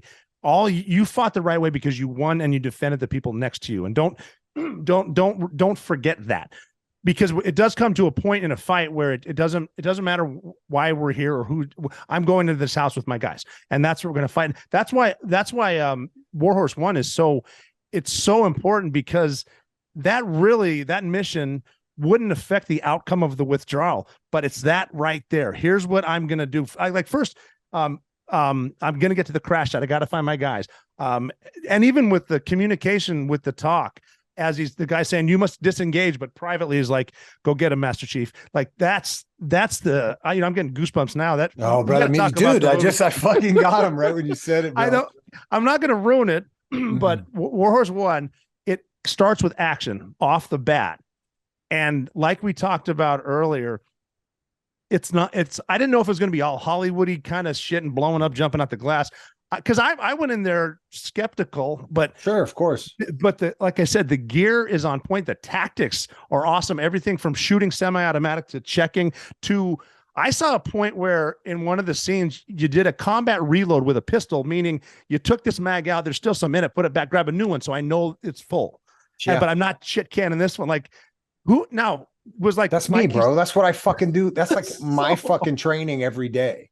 Like when this is a strange thing, dude. Like we were talking about the framework of the fucking Matrix, that mesh that you go, wow, how did I start there in California and then wind up here, or, like in Montana, wind up wherever you are now. You're from Montana, right? Yes, I am. Yeah. Okay. So one fucking flip of the coin, man. And I'm a team guy. One flip of the coin. Me and Harry Humphreys, funny that comes out. We were in North Africa sitting there on set together, right?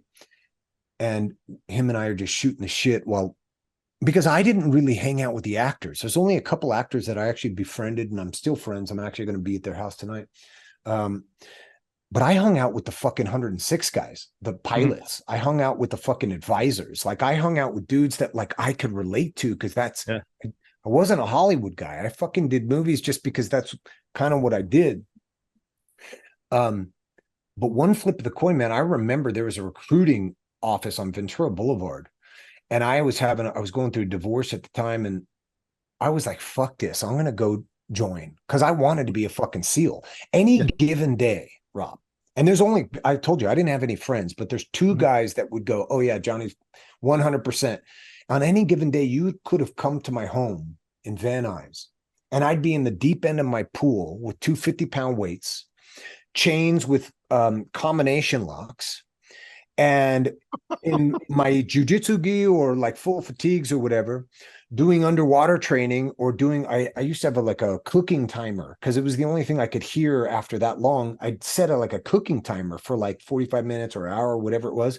And I would just do fucking water treads in my pool, or swimming around the perimeter of my pool, like pull-ups, dips. Like, man, that's what I was. Had I just made a different decision. And I remember I was at a restaurant called The Good Earth, and it used to be on Van Nuys Boulevard, right before Laurel Canyon, I think. And there was an Asian woman that was always this waitress that I would see when I would go eat my lunch, and I had a coconut. It was basically a milkshake smoothie. And then remember, there was a recruitment office right down the street, and I was like, fuck it, I'm going to go, because I had heard, I don't know who told me this, but they said you could join. I didn't want to join the Navy, to be honest with you, because I was like, fuck, what if I don't make the fucking team? Yeah, that's the thing. In the middle of fucking nowhere. Oh my God. So I was like, someone told me, you could join the Army, right? Because at least if you fail in there, you can go infantry, or you can do whatever, right? I would go Army and then apply for buds or something, like I heard but I got contacted while I was at that lunch, right? Going through divorce, we have a meeting for you for a thing called Red Line at Universal Studios. And I was like, all right, I'll do that. And then I'm going to go to Hollywood and get a tattoo right afterwards. And I went to Universal, and it was for a thing called Red Line. And I read for it. And the part was called Leon. Yes. And it was for, actually, I think it was written for a young black kid, but I was a white kid going in and reading for it. And it ended up becoming a film called Fast and Furious. Right. Yeah. Yeah. So and that's how my life went, you know? Yeah. But yeah, but strange. I mean, again, it would have been completely different had you not gone to Reed, just gone to the recruiter. Man, maybe, if you asked me what my regret was, those moments of not texting my best friend as a kid, that's like those moments. But like, there's a part of me that goes, man, I would have loved to face the struggle of buds. I would have fucking loved to just go, let's see what happens. I joke with my girl all the time, like, yeah, I would have been the best SEAL that ever lived, that type of shit. Which, the thing is, if you're a fucking alpha, that should be your mentality. Is like, I'm going to be the fucking best guy here. They had a television show about buds classes. Do you remember that? Yes, I do. Fucking great show, man. Yeah, 234, bro. And there was a dude, and I forget his name. He was a short dude with a bald head. That's Travis Lively. Was it Travis? Dude, yeah. Best fucking attitude there. Dude, he was happy. And they're like, are you ready to fucking quit? And he's like, no, I'm ready to keep going. Like fucking great attitude. Fucking, I believe he's awesome. Buds and shit.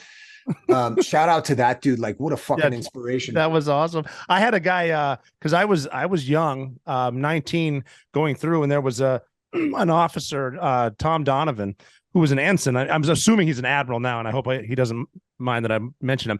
But I remember seeing him at the cage area, and I'm talking like day 2. And I went up to him and I said, man, I can't imagine being scared and being an officer like you, because you have to like be in charge. And he goes, the fuck are you afraid of? I'm like, that's a good point. Dude. All right, let's do this. Dude, I would have fucking that's if there's not, I don't think it's a regret thing, but I love it. I love the struggle. I mean, dude, I climb up to 11,000 feet all the time with I go, how do I make my pack a little bit heavier and make it worse? Like I want to make my training worse. Like, you can ask, there's only a handful of guys that I actually teach. And man, I make that room hot as fuck. I make it unbearable. And I always tell my guys, I go, the worse we make our training, oh yeah, the easier it's going to be when you have to perform. So that's always kind of been that's the truth too. The way we said it is the more you sweat in training, the less you bleed in combat. And that's exactly right. But 100%. I mean, the training is important. When we, not to brag, but when we first started fighting in Iraq, we as SEAL Team 6, I'd only seen it on TV, and I'm like, this is the most horrific, scary, whatever. When we went there and we started fighting, we're fighting every night. It's like, are we in the wrong place? Because are they just that bad, or is our training paying off? Because we were dude, that's the same thing as like my guys. When we have people from other jiu-jitsu schools come visit, they get smashed by guys that have belts that are lower than them. Mm-hmm. And the comment is always, holy shit, the fucking pressure here is unreal. Wow. And I come from the old school jiu-jitsu shit, like from Chris Lissandro, from John Jack Machado, Hanato Magna, like these dudes, like this was the old school, like lock the fucking door because we're gonna fucking beat the fuck out of this asshole in our jiu-jitsu club that came to challenge us and shit. Like the old challenge days. I started like in the wild west of jiu-jitsu. Like that's my mentality of you make the training miserable and it makes you better. And then when you perform, it's fucking feels easy. Like and so back to and I totally went off on a tangent. I apologize. That's all good. We knew this would happen. Yeah, fucking. But the training for Warhorse, like to me, it's like, dude, that's what I do. Like those reloads, all of that. Oh, they were legit. And all of that, like all the trigger stuff, like none of those guns were on full automatic. Like that's just me, doing what I do to be as fast and as accurate. And that's really the juggle, right? In reality, in movies, it doesn't matter because you're not fucking really have any projectiles to shoot anything. You just shoot at something, right? It's all blank fire. But in reality, firearms training, it's all the balance and the juggle of speed and accuracy. Like how fast can you be and how accurate can you be? Because I don't care how fast you are, if you're not hitting what you need to hit, it doesn't fucking matter. So you're wasting rounds. You know what was awesome in that movie too is the snaps and the zings of let me tell you missing something. a ricochet. I'm stopping you right there. 4 weeks, an additional 4 weeks on top of every fucking thing that I did for the movie. Right? The Foley artist was hired by my co-director producer because he was supposed to work on that, but he left while I was still filming the movie to go do 2 other movies. He hired a guy. The guy sent everything, and he's a great, really nice guy, and he did a great job of delivering this stuff. Every gun was an MP5. Every gun was an MP5, Right. I spent 4 weeks re-recording all the firearms in the film. Really? Remixing and basically redoing for 4 weeks the entire Foley and sound design of the movie. Wow. Because I wanted it to fucking sound and feel real for the audience. And I have this great studio at my place.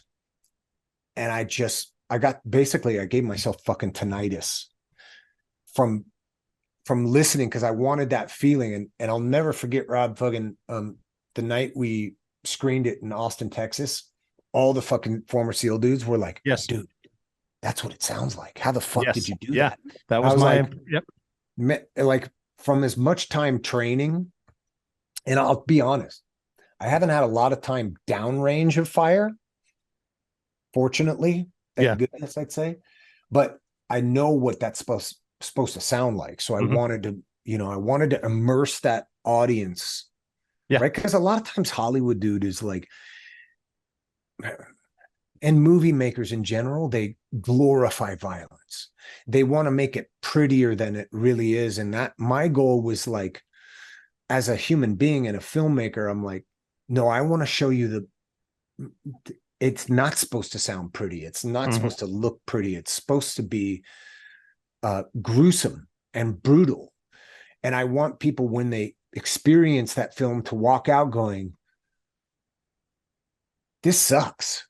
War sucks. I don't want to fucking ever have to deal with that. And then look at their children and go, man, I would never want them to have to fucking deal with that. You know what I mean? So totally. But I'm glad you appreciated. Well, because in my experience in fighting in the mountains, the cracks are not scary because they miss, but it's the zings you hear, the ricochets, and there was that in there. And the part that really got me was you panned out where you can't see the fight going on, but you can hear it in the valley.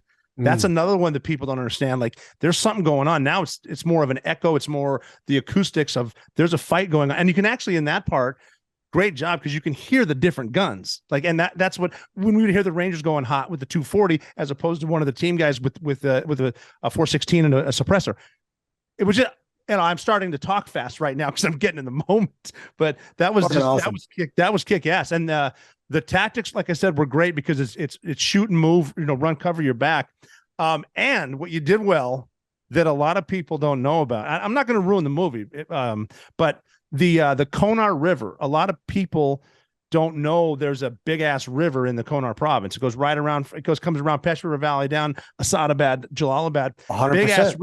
big ass river. And now you did a stunt in there where you're the whole I'm a frogman, you can't drown me part. Yeah. How was that like? Because you're doing your stunts. How was that scene? Well, 2 things. One, the peel. I know, I wanted to showcase the peel, even though it's one dude. You know what I mean? Like the shoot and move stuff. That's exactly. So, even though he doesn't have his team with him, I still wanted to showcase that kind of, you don't just fucking flat out run. You have to present an offensive, presentation to the enemy. That way, if someone's shooting at you, you're hiding behind something, right? You're gonna like take a period of time when you're like, is he still there? Is he still gonna shoot? That type of thing. And so if you're working the peel and you're solo, just by using that tactic, you could provide yourself time. And that's really what fighting is a measure of time. That's the only advantage that you would have in combat, being pursued, is they don't know when you're going to stop and engage. 100%. And that was in the, and by the way, switching from left to right with your rifle, just good. That's just good shit right there. Fucking so stunt. Yeah, Sorry. Go. The peel, I fucking did that. And I love, this is a shout out to Pat Mack. He goes, I'm going to totally butcher it, so I'm sorry, Pat. No worries. He goes, what's it called? Your strong side and your weak side. I'm like, no, I don't have a fucking weak side. It's my strong side and my other strong side, I might have butchered that, Pat. I apologize. That's good. But to me, it's like one of those things. If you're hiding behind, some sort of cover, if you're popping out on the right side, and there's another Pat Mack thing, shout out to Pat, is he says, don't pop out in the same fucking place because they're going to know you're there. Exactly. So it's pop out here, switch to this side, pop out here, that kind of stuff. So that's all stuff that I like in my training, like when I do vehicle training and stuff, Yeah. Go to a different area because they're going to be aiming where you just came from.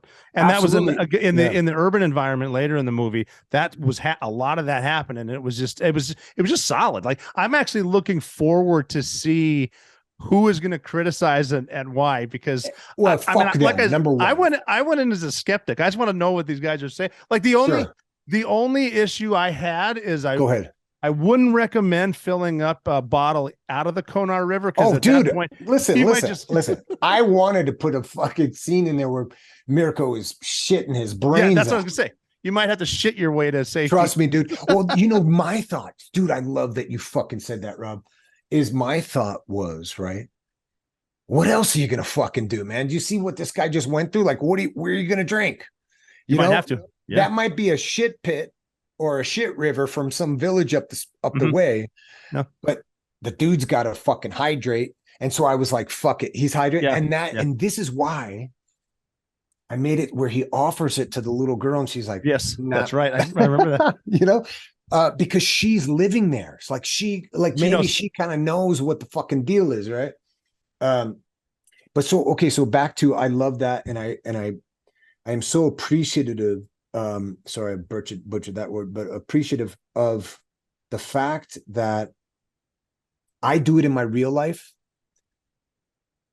I put it on film so that dudes like you that do that in real life can go, fuck yeah, that's the shit. And hey, you're wearing the fucking hat. That's how you operate. Like, that's as an operator, like, these are the things. And there's a lot of little things, like, so here's a great thing. And then I want to talk about the river too, man. There's a great shot where he's being chased and he peels off and he gets behind this one thing and he's waiting behind this cover, like, all right, come on, fucker.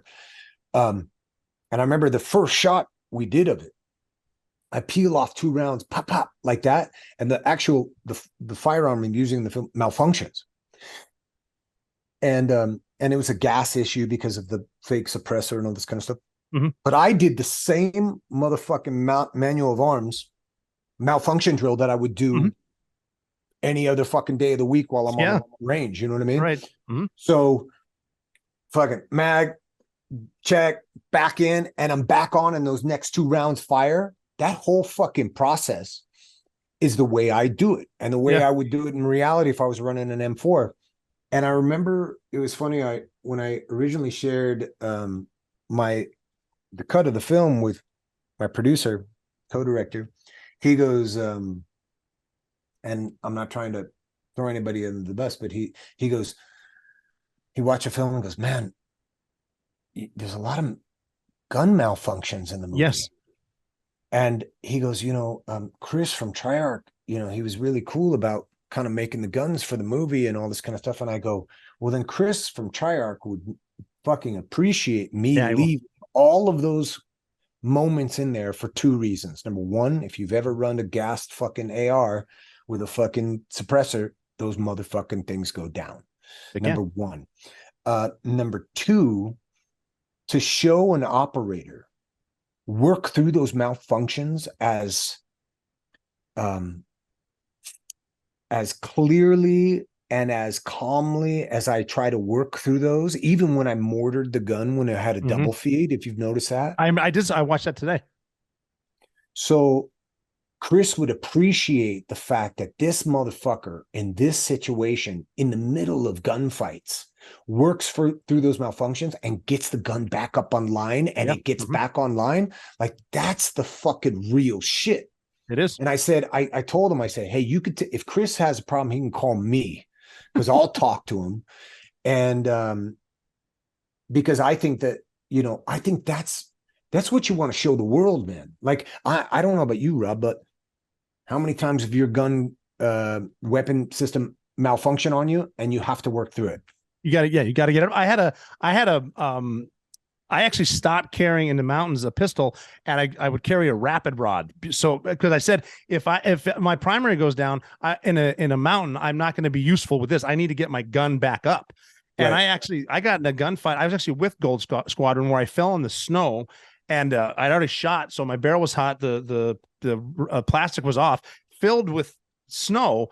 So if I take a shot now, it's going to blow up. So I have to take this damn thing apart at night as the other guys are shooting it out, pull the rod out, get your gun running. And that's so real, as opposed to the Hollywood fully automatic, not one mag change bullshit. Like that is a gunfight, because Murphy's Law says that, like, friendly fire isn't, and your gun will not work when you need it. So get it working. And it's brilliant. I got to get in the fight.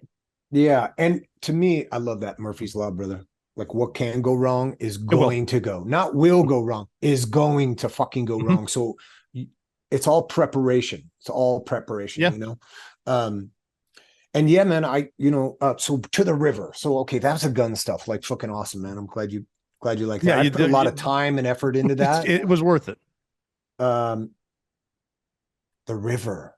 So when I was writing the script, one of the things that I lean on is classical storytelling, like from our Western culture, Homer and the Iliad and the Odyssey, like these are the origins, and one of the things I wanted to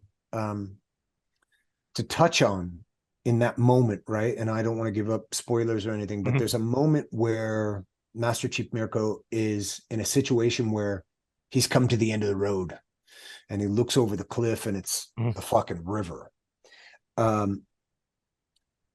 He sees that as a control situation. He looks at that, and he looks back up. He's got soldiers incoming, and he looks back down at the river, and he goes, "No, fuck that," because he'll take control. He'd rather take it into his own hands, because I don't know about you, but no, that's exactly my life. Like, it's on me. I'd rather be the one that fucking is on the wheel. You know what I mean? So he goes and he starts fighting, and then he realizes, fuck, I'm in the inferior position. I could sit here and waste all my fucking ammo. Right. And more guys are going to fucking show up when they hear this shit going down. Or I can put it into the God's hands, into the universe's hands, and take a leap of faith. And that's what I wanted to do. Yeah.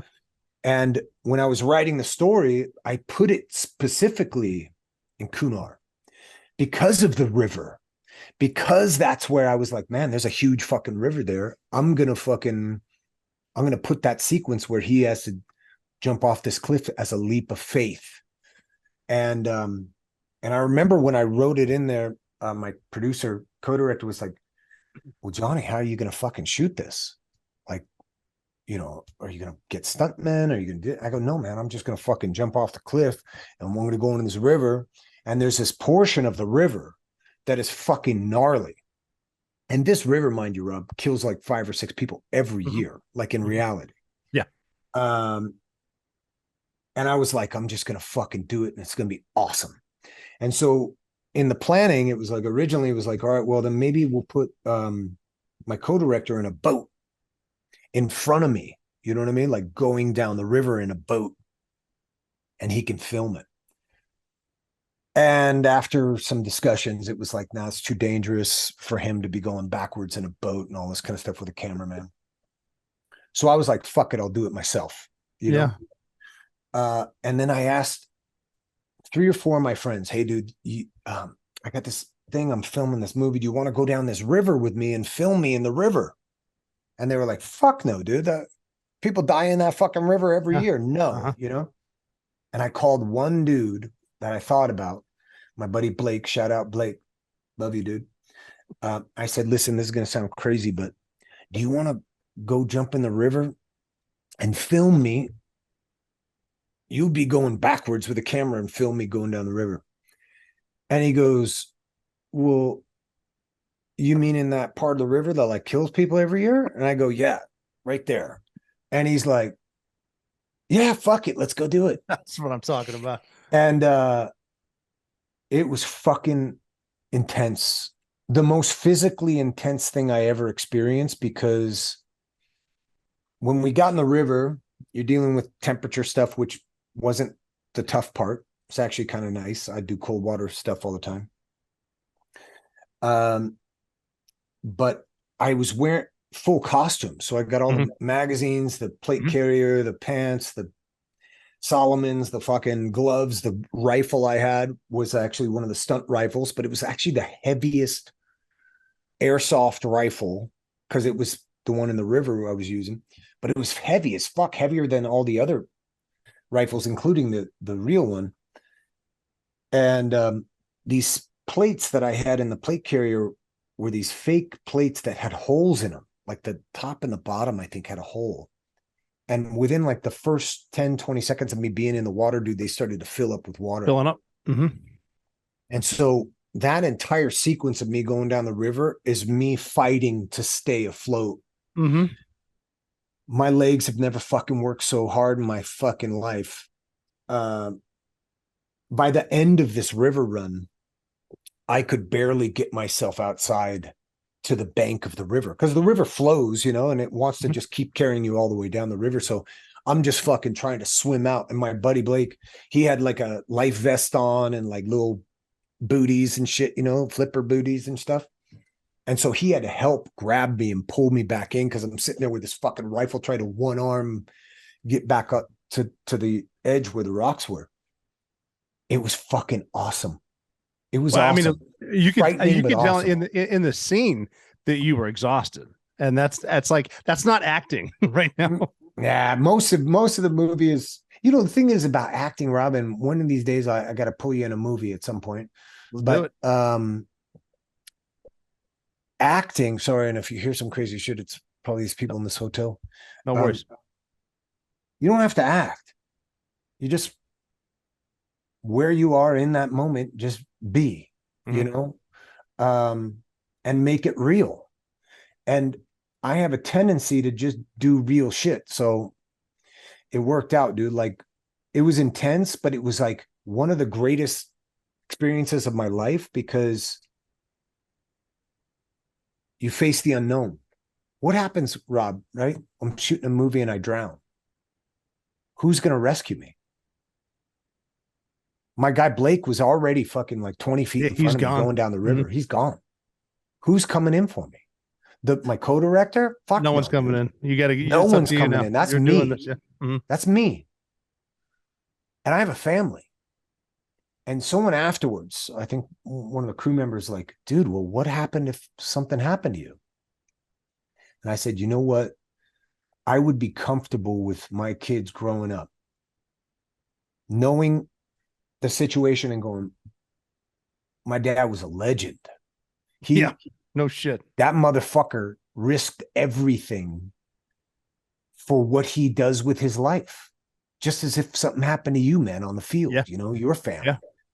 They would go, man, my dad was a fucking legend. He put it all on the line and risked it, Yeah, and I think more people that live, if we had more people that lived like that, we might have a fucking better world. Yeah, no kidding. Yeah, definitely would. Instead of being the guy that gets trigger warnings in the auditorium or whatever. Bro. I've had moments where I had to say to myself that if you ever want to see your kids again, you got to do this right now. This needs to happen. This is it. Yeah, seriously. And be the example. The fact that I did it and survived it and went through it, like now my kids will grow up going, my dad's a fucking legend. You see that motherfucker in there? That ain't a stunt man. That ain't a stunt man who's got like all the fucking insurance and pay and all that shit. That's my dad.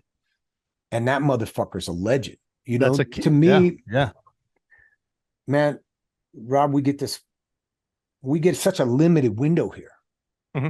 And you know how many people wake up every fucking day desiring and dreaming about doing things that will never fucking realize them. Brother, I will not waste this gift, Yeah. It is a gift too. And every, especially after my experiences, every day you put both feet on the ground it's a blessing. Today's a new one. That's awesome. Fuck, man. And I'll tell you what, man, I'm absolutely blessed, and what a pleasure it is that you and I get to share even just this moment. Like if you think about the timeline of this planet and our species, you and we're occupying the same moment here, and it's a fucking beautiful thing. And I'm glad that you've experienced those things and made it out the other side, because there's a lot of brothers out there that didn't. Oh yeah, definitely. That definitely is too. And that message too, like you're saying, to get it to, if someone's listening to this right now that's having a tough time, like, you're going to get through it. Time can heal it. You've been through worse, and you're going to have ups and downs. When you're down, just, call someone who's up. And the other thing too is in regards to because I've been talking to you the whole time, and I forget. That was good. Even listen to this shit. So anybody listening to me out there, like, man, I don't have a filter, brother. I just fucking. No, it's good. Like we even said at the beginning, it's like we have some questions, but it's going to go way off, because that's just how it should. And to the people out there, man, there's a good thing, like you're saying about when you're up.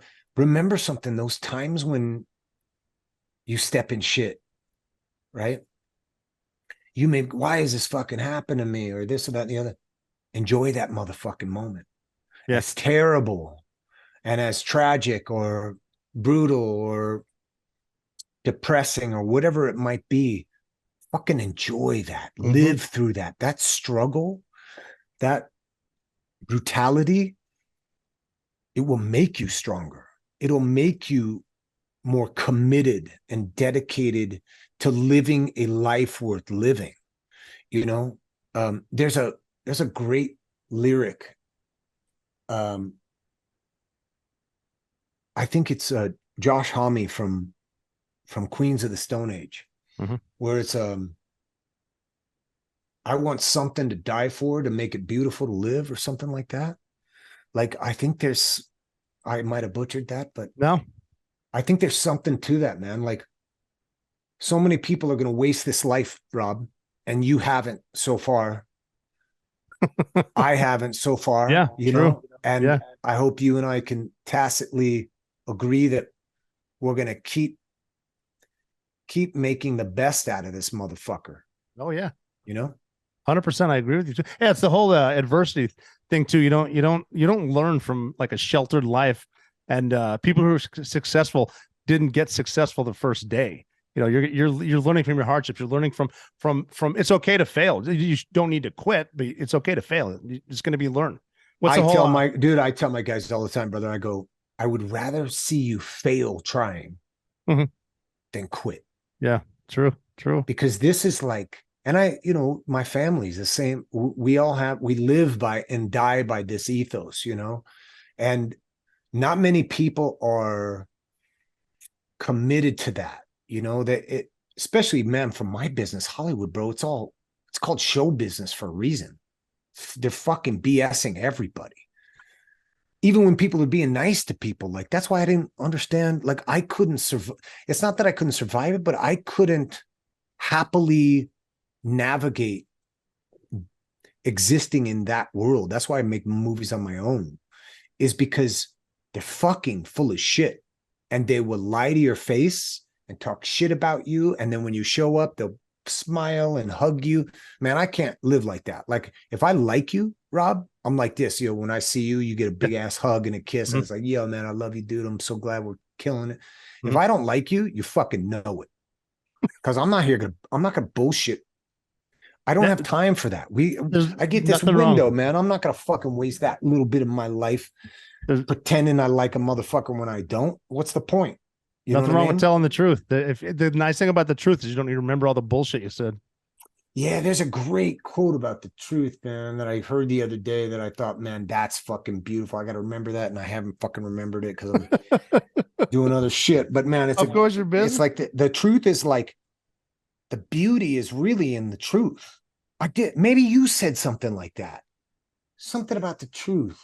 Because I was watching something that you were doing the other day. Possibly. Yeah, I just didn't you say something just recently about the fucking truth? I don't know. I think I've said it before. Just it's easy to remember the truth. And again, going back to like talking shit, there's nothing wrong also with just taking the high road. Fine. How's this guy? Best I've ever seen. Yeah. How hard was that? Yeah. Well, hopefully, and the other thing, right? Like, if you and I were going to have a conversation, you watch the film I made and you, man, you know what? I think it's cool. I'm down to have a conversation with you. I don't like your fucking movie. I didn't think it was well done. It's a piece of shit. Like, honestly, it doesn't make me go, man, this guy's a dick. Like I said when we started, man, I don't fucking care what people think about what I do. To me, the only guy really at the end of the day, and there's actually 3 other people, but the only guy I'm trying to impress is me. Because it's, like when I make music, it's for me. I listen to my own music. When I made this film, it was for me, like, if other people like it, it's serendipitous at best. It's a fucking accident. And if you dig it, man, if you were sitting there, yeah. I'm not bullshitting. Like, I sit there and I watch that, and I got tears in my eyes, and I'm going, what the fuck, man? Movies don't, like, there's I think the only movie I ever shed a tear to was Black Hawk Down. And it was the night of the premiere where we got fucking all these fucking former military there watching this that were there, in 93. Yeah. And, man, I shed a tear because it was fucking emotional. And definitely was. Like I said, people joined because of it. And the same people that like Black Hawk Down, I mean, I'm serious. I wanted to go into Warhorse and not like it because I was just thinking, Mike Sowers, my buddy's on it, so maybe it's not a high end movie. I tell you what, and I'm not bullshitting. Accuracy from the beginning to the end, even down to the because it was so interesting. You said there was something in there where it's, are you the good guys? And it's like, well, the people who kill innocents are the bad guys, so I'm the good guy. This is something important. That could be. It's like it's not. It could be either one of us. And then, well, then you show the brutality of you got like the Taliban with the mascara, but then you got the dudes from Syria who are straight up ISIS.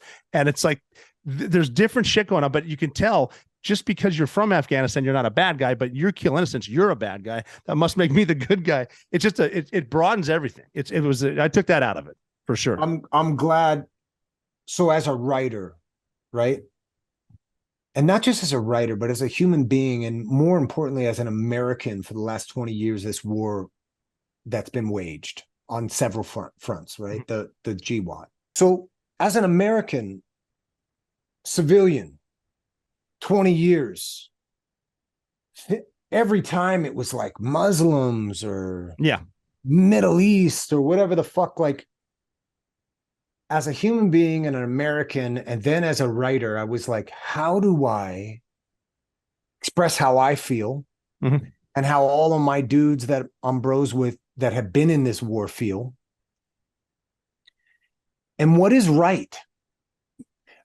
As a filmmaker, Rob, I feel the obligation, because films are the modern cave paintings. It's how we teach the next generation. That's very true. That's what cave paintings were. It was like, let's teach our kids like what's right, what's wrong, what's good, what's evil.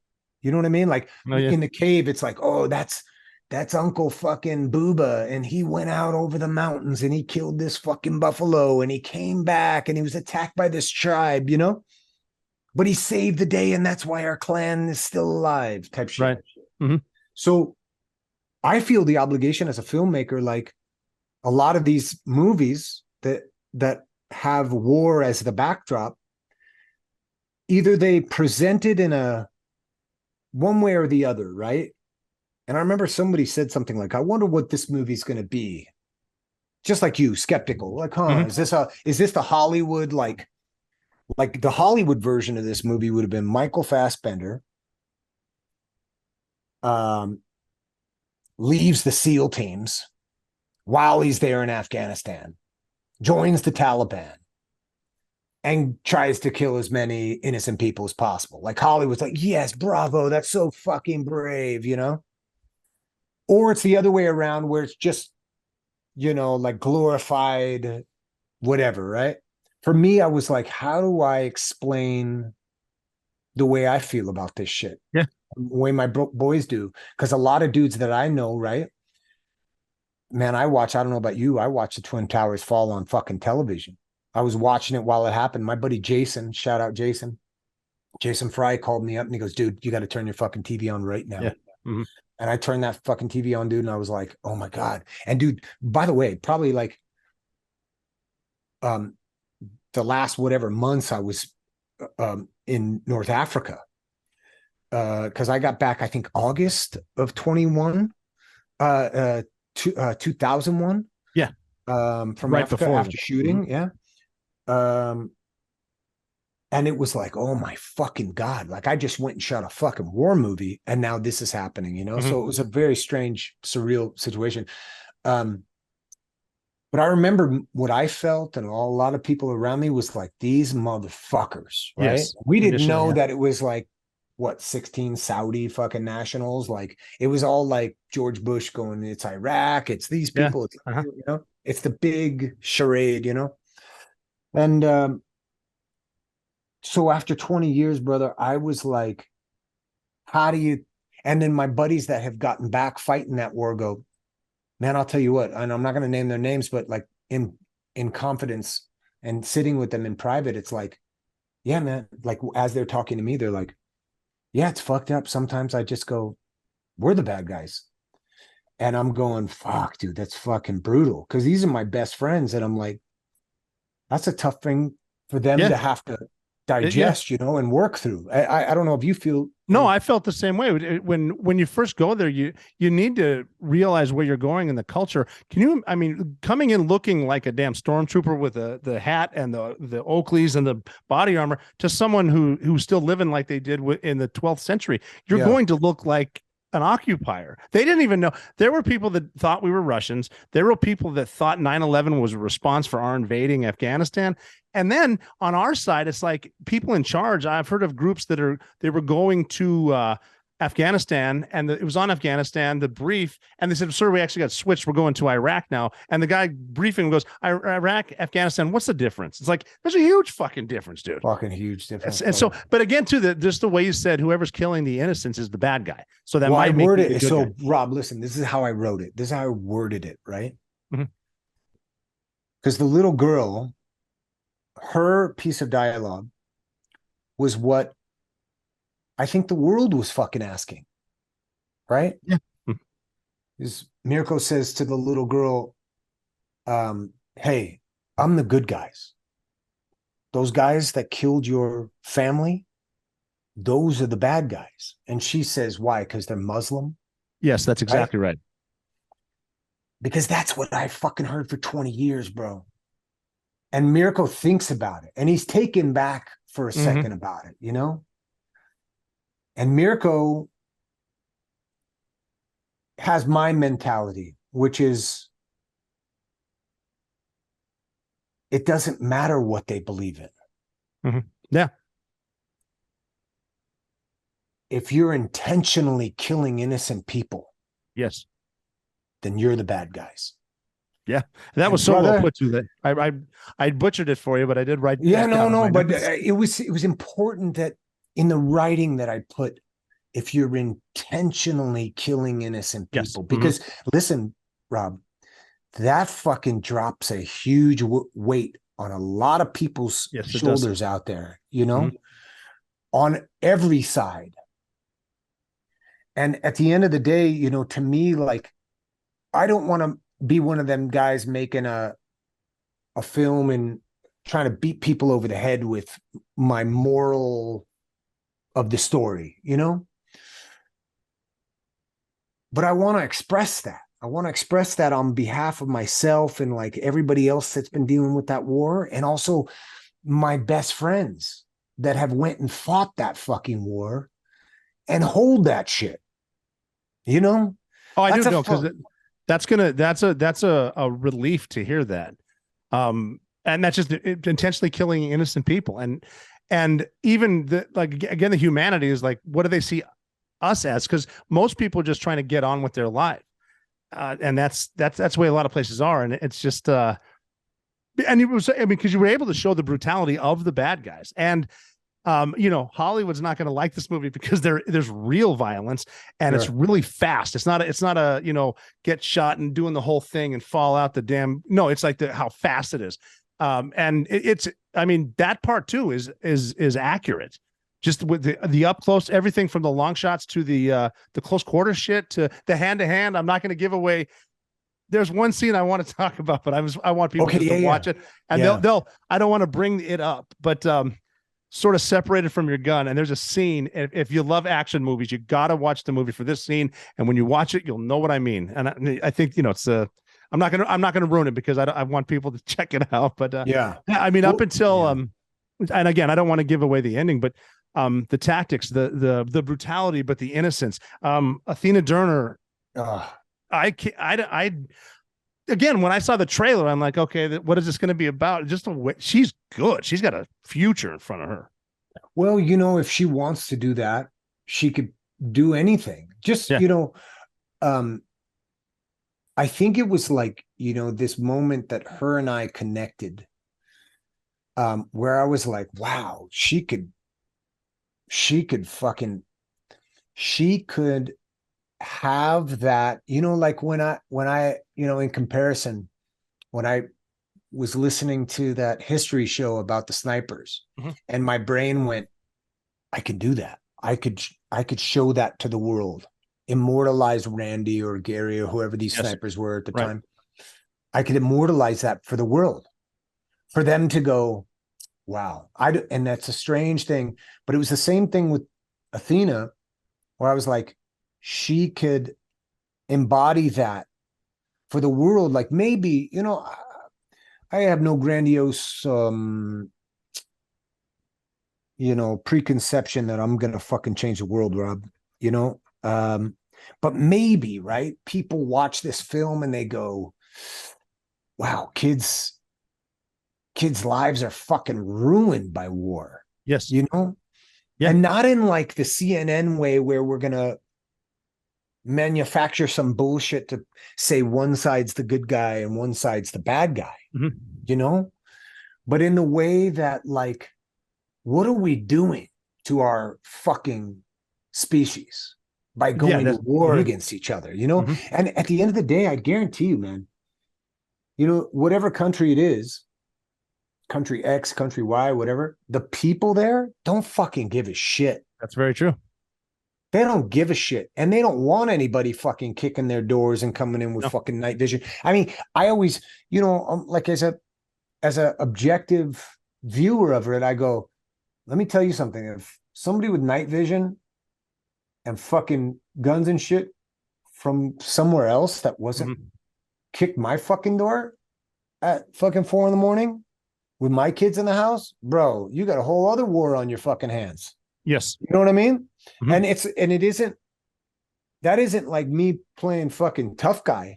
That's like an instinctual, primal mode that I have as an individual that I would go, yeah, that's it. That's it. I mean, we're all dying or somebody's fucking dying because that's that threshold's crossed. And I'm sure like for you to be on that side of it, you're going, fuck, man, dealing with that and it's your job and you've been ordered to do it because that's part of the program of doing this shit. And it's like the two sides to that coin, like who Rob was 27, and I don't know how old you are now. I'm 47 now. Yeah. Okay. 20 years later. 47. The two different versions of that, you know? Way different. Totally. And again, it's something with someone, because I mentioned going in the wrong house.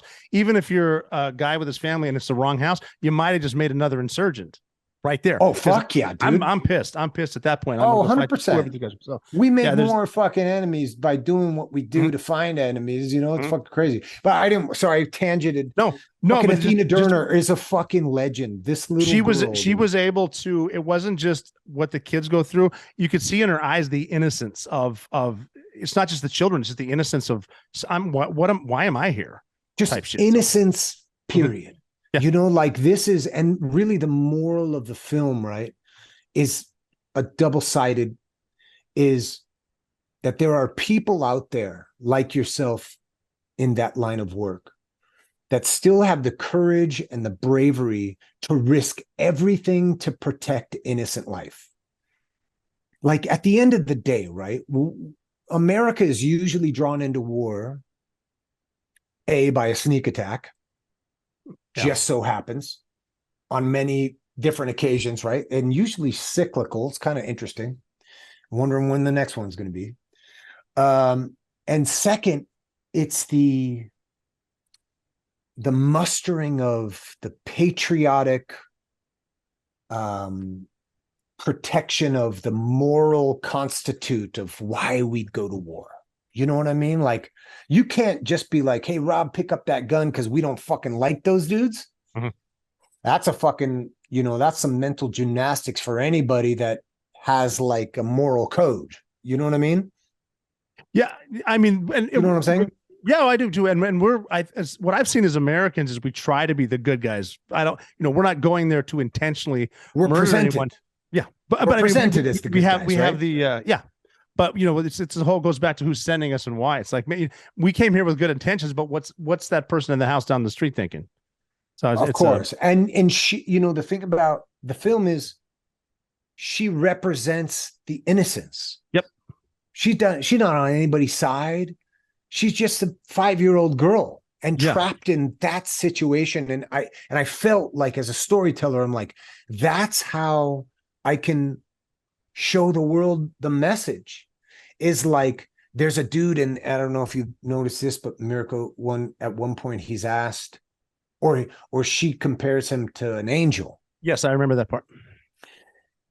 And Mirko kind of laughs at it, and dryly responds in the reality of, he knows he's not an angel. Mm-hmm. He knows that he's done questionable things in his line of work. You can see that at that moment. It's like, this the shit that I've done. Yeah.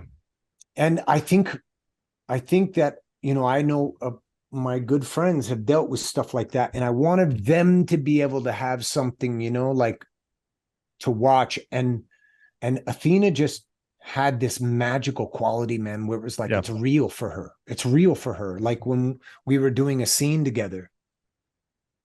So there's one scene, and I don't want to spoil it. Sure. It's called the bubblegum scene, where Mirko gives her some gum. I remember that. And you know what's funny about that is, like, the reason why I wrote it like that was because when I was in North Africa, all the little poor kids and stuff, they wanted gum. Yes, they did. Or money or gum. And so I would always like pack my pockets full of gum and shit. So when we go to set and the little kids would come around, I'd always like, they go 5 dirham, 5 dirham, like whatever the money in Morocco, dirham. And I wouldn't give them money. I would give them gum and shit like that. Yes. So I wanted this moment where he gives her the gum, but in that sequence, there's this moment where she has this kind of like opening up moment. And this is really where these two characters kind of connect with each other. And he has a moment, which we could talk about in a minute, because I know you said you have some daughters. or a daughter. I forgot I have a few daughters. Yeah. Oh, okay. Fantastic. I want to talk about that because perfect. Man to man, that's some real good shit right there. Yep. And other men need to hear that. Yep. But she has a moment where she's opening up to my character in the film, and she talks about how she realizes her family is gone. Part of me, if I get emotional, but it's one of those things that when I was filming that with her, dude, I was like, with her, and I remember as a director, I just said to Athena, I said, what if your mom, your dad weren't coming back? What if they were gone forever? And she fucking went there immediately. Not like weird, like Hollywood kid actor shit. Like it was like a fucking release, dude. And she lifted her head up, brother, and delivered this line with these tears in her eyes. And both me and the camera woman instantly started fucking bawling, dude. And I tried not to fuck up the take because you're going like, oh my God, this is fucking magic, But it was real. It was real. Totally real. Yeah. And she was so fucking real and magical and so special. I've never met another little girl like her, little kid like her in my life. And the crazy thing, Rob, is this was her first job at 5 years old, just like I had my first job when I was 5 years old in Hollywood. And it was like this crazy, like there's no such thing as coincidence. Like this is the vibration of this, of my life and her life and this kind of thing.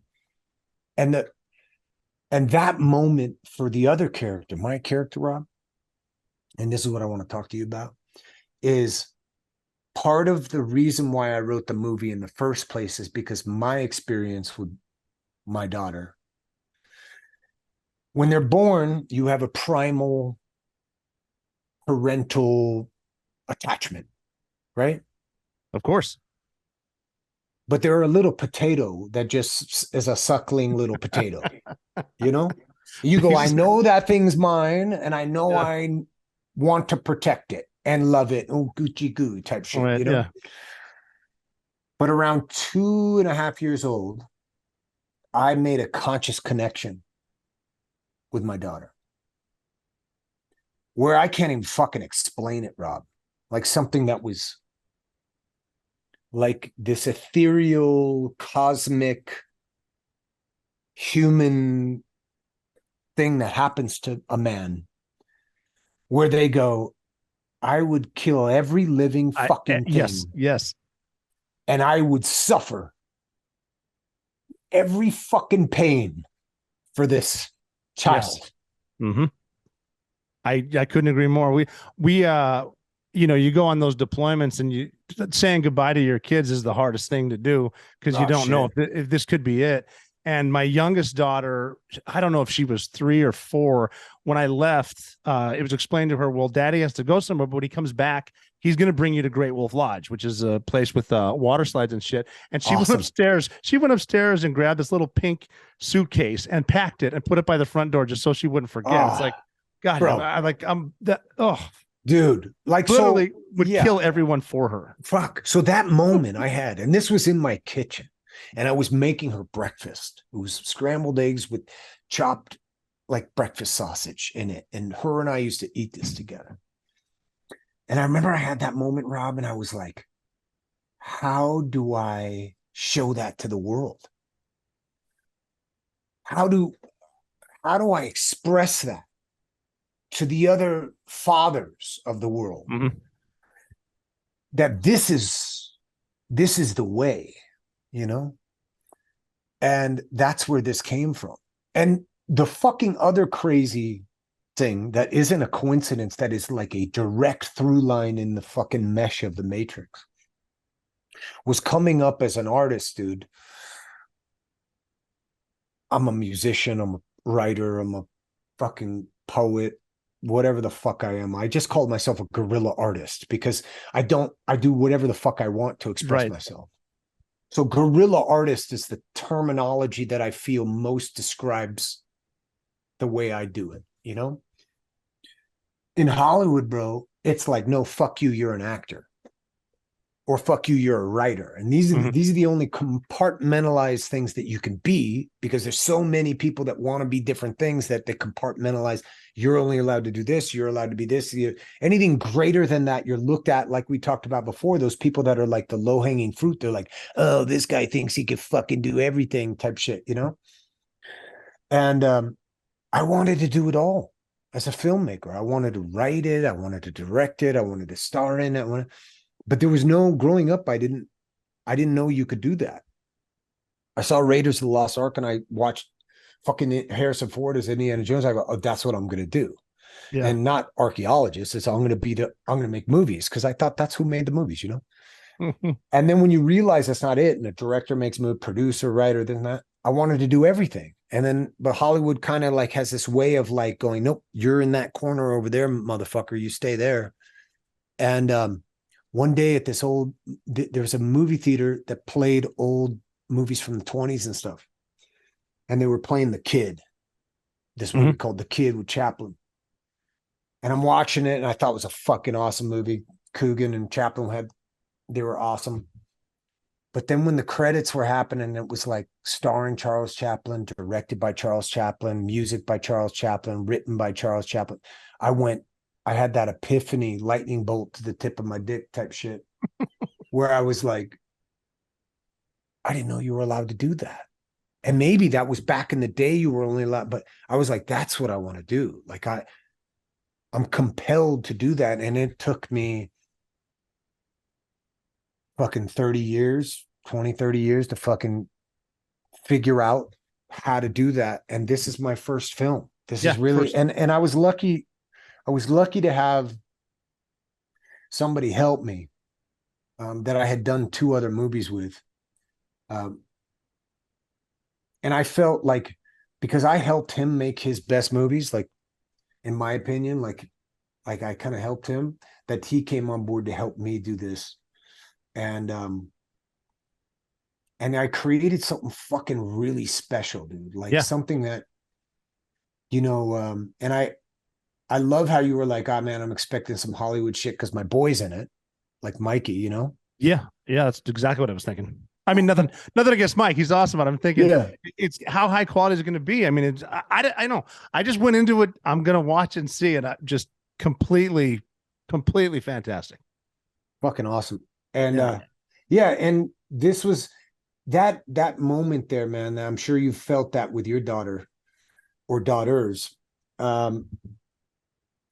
That's what I wanted to show, is like who a man is before that moment, and then who he becomes after that. Right. And that moment for Master Chief Mirko going,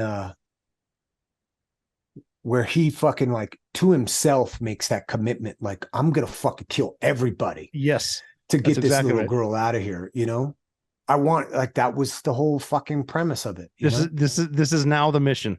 This is, yes. And everything else doesn't matter, you know, because the innocent girl doesn't know what's going to happen. Is this the bad guy? Are they? And just, you keep walking, and I'm taking this off because it's sparkly. Hey, that's mine type shit. But then it goes to that scene where you can see it click. It's like, all right, motherfuckers, this is my new mission, and I'm getting her out. It was just, I mean, again, magic, bro. It's magic. There's 3 or possibly 4 parts where the tears are going to come out. And they should. And there's nothing wrong with that. No, it's great. Dude, this is like, you know, here's the thing is, like, you and I grew up in a culture where in order to be a knuckle dragon badass, it was like one way or the other. You're like, you're a badass, then you're not allowed to cry. You're not allowed to express yourself. It's like, you're like, you're just supposed to be a savage, you know? My philosophy is, man, the deepest of savages, the most savage of savages, are the most gentle souls I've ever met. Oh, yeah. Because they fucking know. They know what is at stake. You know what I mean? Like, I'm not going to assume you've put people's lights out. But if you have, you know what's at stake. And you can't help but fucking reflect that back on yourself, brother. You know what I mean? Mm-hmm. And so those are, at least in my experience, those are the most gentle people I've ever met. And those that can understand that the emotional, what's the best word for it? Like the emotional release. Yes. That's the perfect word for it. It's fucking that's necessary. Yeah, man. It's better. Holding it in, you're gonna feel a lot worse. Let it out. Bro, that'll kill you, bro. You hold that shit in and it'll fucking kill you. And that's one of the reasons people have bad days. They're keeping everything all pent up inside. You can't do that. There's the last couple frames of the film. At the end of the credits is a picture. I don't know if you made it that far, if you just watched the movie and turned it on. At the end of the credits? Okay, I'll check it out. Check that out, man. Mm-hmm. I put something there. Okay. And the actress, Athena Derner, drew that picture. No. Oh, shit. Brother. Yeah. I got to take a deep breath. She drew this picture after we shot the film. And it's of her and Mirko. Me and her. Really? Oh, bro, it's unreal. And I'm going to tell you a little story about, I knew I was going to go film some of the film in Texas. And one of my buddies, Jamie Wiemeyer, lived in Texas, right? Mm. And him and I had a online friendship. Somehow, like at some point in social media, like he was like, yo, dude, I think your movies are dope. Da, da, da. Here's my fucking password to this music site that you could listen to this cool 80s synth music shit. I was like, fuck yeah, dude, awesome. So we became friends, and we would talk on social media back when I was like active with that shit. And I texted him, bro. No shit. Hey, I'm coming to Texas to shoot my new movie. Where are you at in Texas? And he said, Austin. And I'm going to say something that might not be politically correct. Well, whatever. But my reply was gay. Written G-H-E-Y. G-H-E-Y. And literally that was the last of. Because he said, Austin, you're coming, mi casa, su casa, And I wrote gay. Like an asshole. Because you don't think that's going to be the last fucking thing. Sorry, brother. No, you're good. I didn't mean to laugh like that because I was assuming, because as a veteran, he knows you're fucking with him. I know, dude. I know. It's not like not like what pushed him over the edge. That's just no, it wasn't. No. We were. I didn't know boys. that was it. So I didn't mean to laugh like that. I know from veterans to veterans. So that's the thing. So that's the kind of shit you say to each other. So it's just and that was the last thing. And then I got before I went down there, because I was like, because it was 2 hours. Austin was like 2 hours away from where I'd be filming. And one of his buddies reached out and said, yo, bro, Jamie took his life. Jesus. And the fucking crazy thing was, I knew that he was a father like me to a young daughter, Ruby. And so you'll see that at the end. Yeah. Okay. I'm definitely going to watch that. That's insane. Just we've been talking a lot about opening your mind and the emotions. It's okay. And there's in Warhorse, there's so many different emotions like that too, of everything from if you lose a teammate to if you get hit yourself to looking at the innocence of the people that are there, or the father that's dying, and I'm not, I don't want to ruin it. I'm not giving the whole script away, but because like I said, from the this movie had me from the beginning, and I'm talking like, I'm going to watch part of it and then I'm going to go work out. And I sat there and I'm talking edge of my seat shit. So, on that, before we give it all away, I think we should wrap it up. Cool. WARHORSE ONE is, if you like action movies, you're going to love this one. It's coming out June 30th. Yeah. And then on demand, what is that? You say July 4th, Independence Day. July 4th, Independence Day, Warhorse One. Johnny Strong, is there anything where should people go to find it? What should they do to look for Warhorse? Yeah, I think, just wherever digital movies like Vudu or iTunes, you could actually pre-order it on iTunes. Yeah, definitely. Yeah, I could not recommend this movie more because, like I said, the tactics, the movement, the emotions. I think that's what makes it, Rob. You have to care. You have to care. And I think the difference of this film, right, as opposed to like what people are compartmentalized into understanding as our action movies, is the emotional side of this. Yes, it's like definitely. To me, that all the gun stuff and the violence is brutal and dangerous and horrible. But I took care in the way it was presented, out of respect for the dudes that really do it. And I honestly can't help it because that's how I train. So yeah, I could make it look dumb, well, no, that would be acting at the end of the day. Right. But honestly, man, from the depths of my spirit, may I look to see if I had another question for you? Sorry, man. But it's all good. I don't want to take up your whole fucking day. Oh, come on. I got nothing but time. Okay, last thing. Yes. What matters to you in this life? Well, what matters to me is my kids, my daughters, and what I can do to help them get to where they need to go. They unfortunately, because of the way combat on our side affects the kids, they're pretty hardcore. Like they're good. They've seen they've dealt with what if he doesn't come home. They were going to funerals when they were 3, 4. But what I'm proud of is I've been in spots before with I can't afford this particular school for these kids, but I did it. I made it work. And at the time, the money seems like something, but it's not. It's the investment in them. So they matter to me. And to end on a happy note. SEALs are kind of known to have girls. And I had one of my friends say he had a boy, and he said, it takes a man to make a man. I said, yeah, but when I need my shitty diaper changed, they're going to show up. My girls are showing up. Your son's not coming. Yeah, he's like, just fuck that, Dad. Yeah, he's gone, Dad. So that's what matters, man. And you did a great job. You did a great job with Athena. Athena, not just with the daughter or just the innocence. So fantastic job.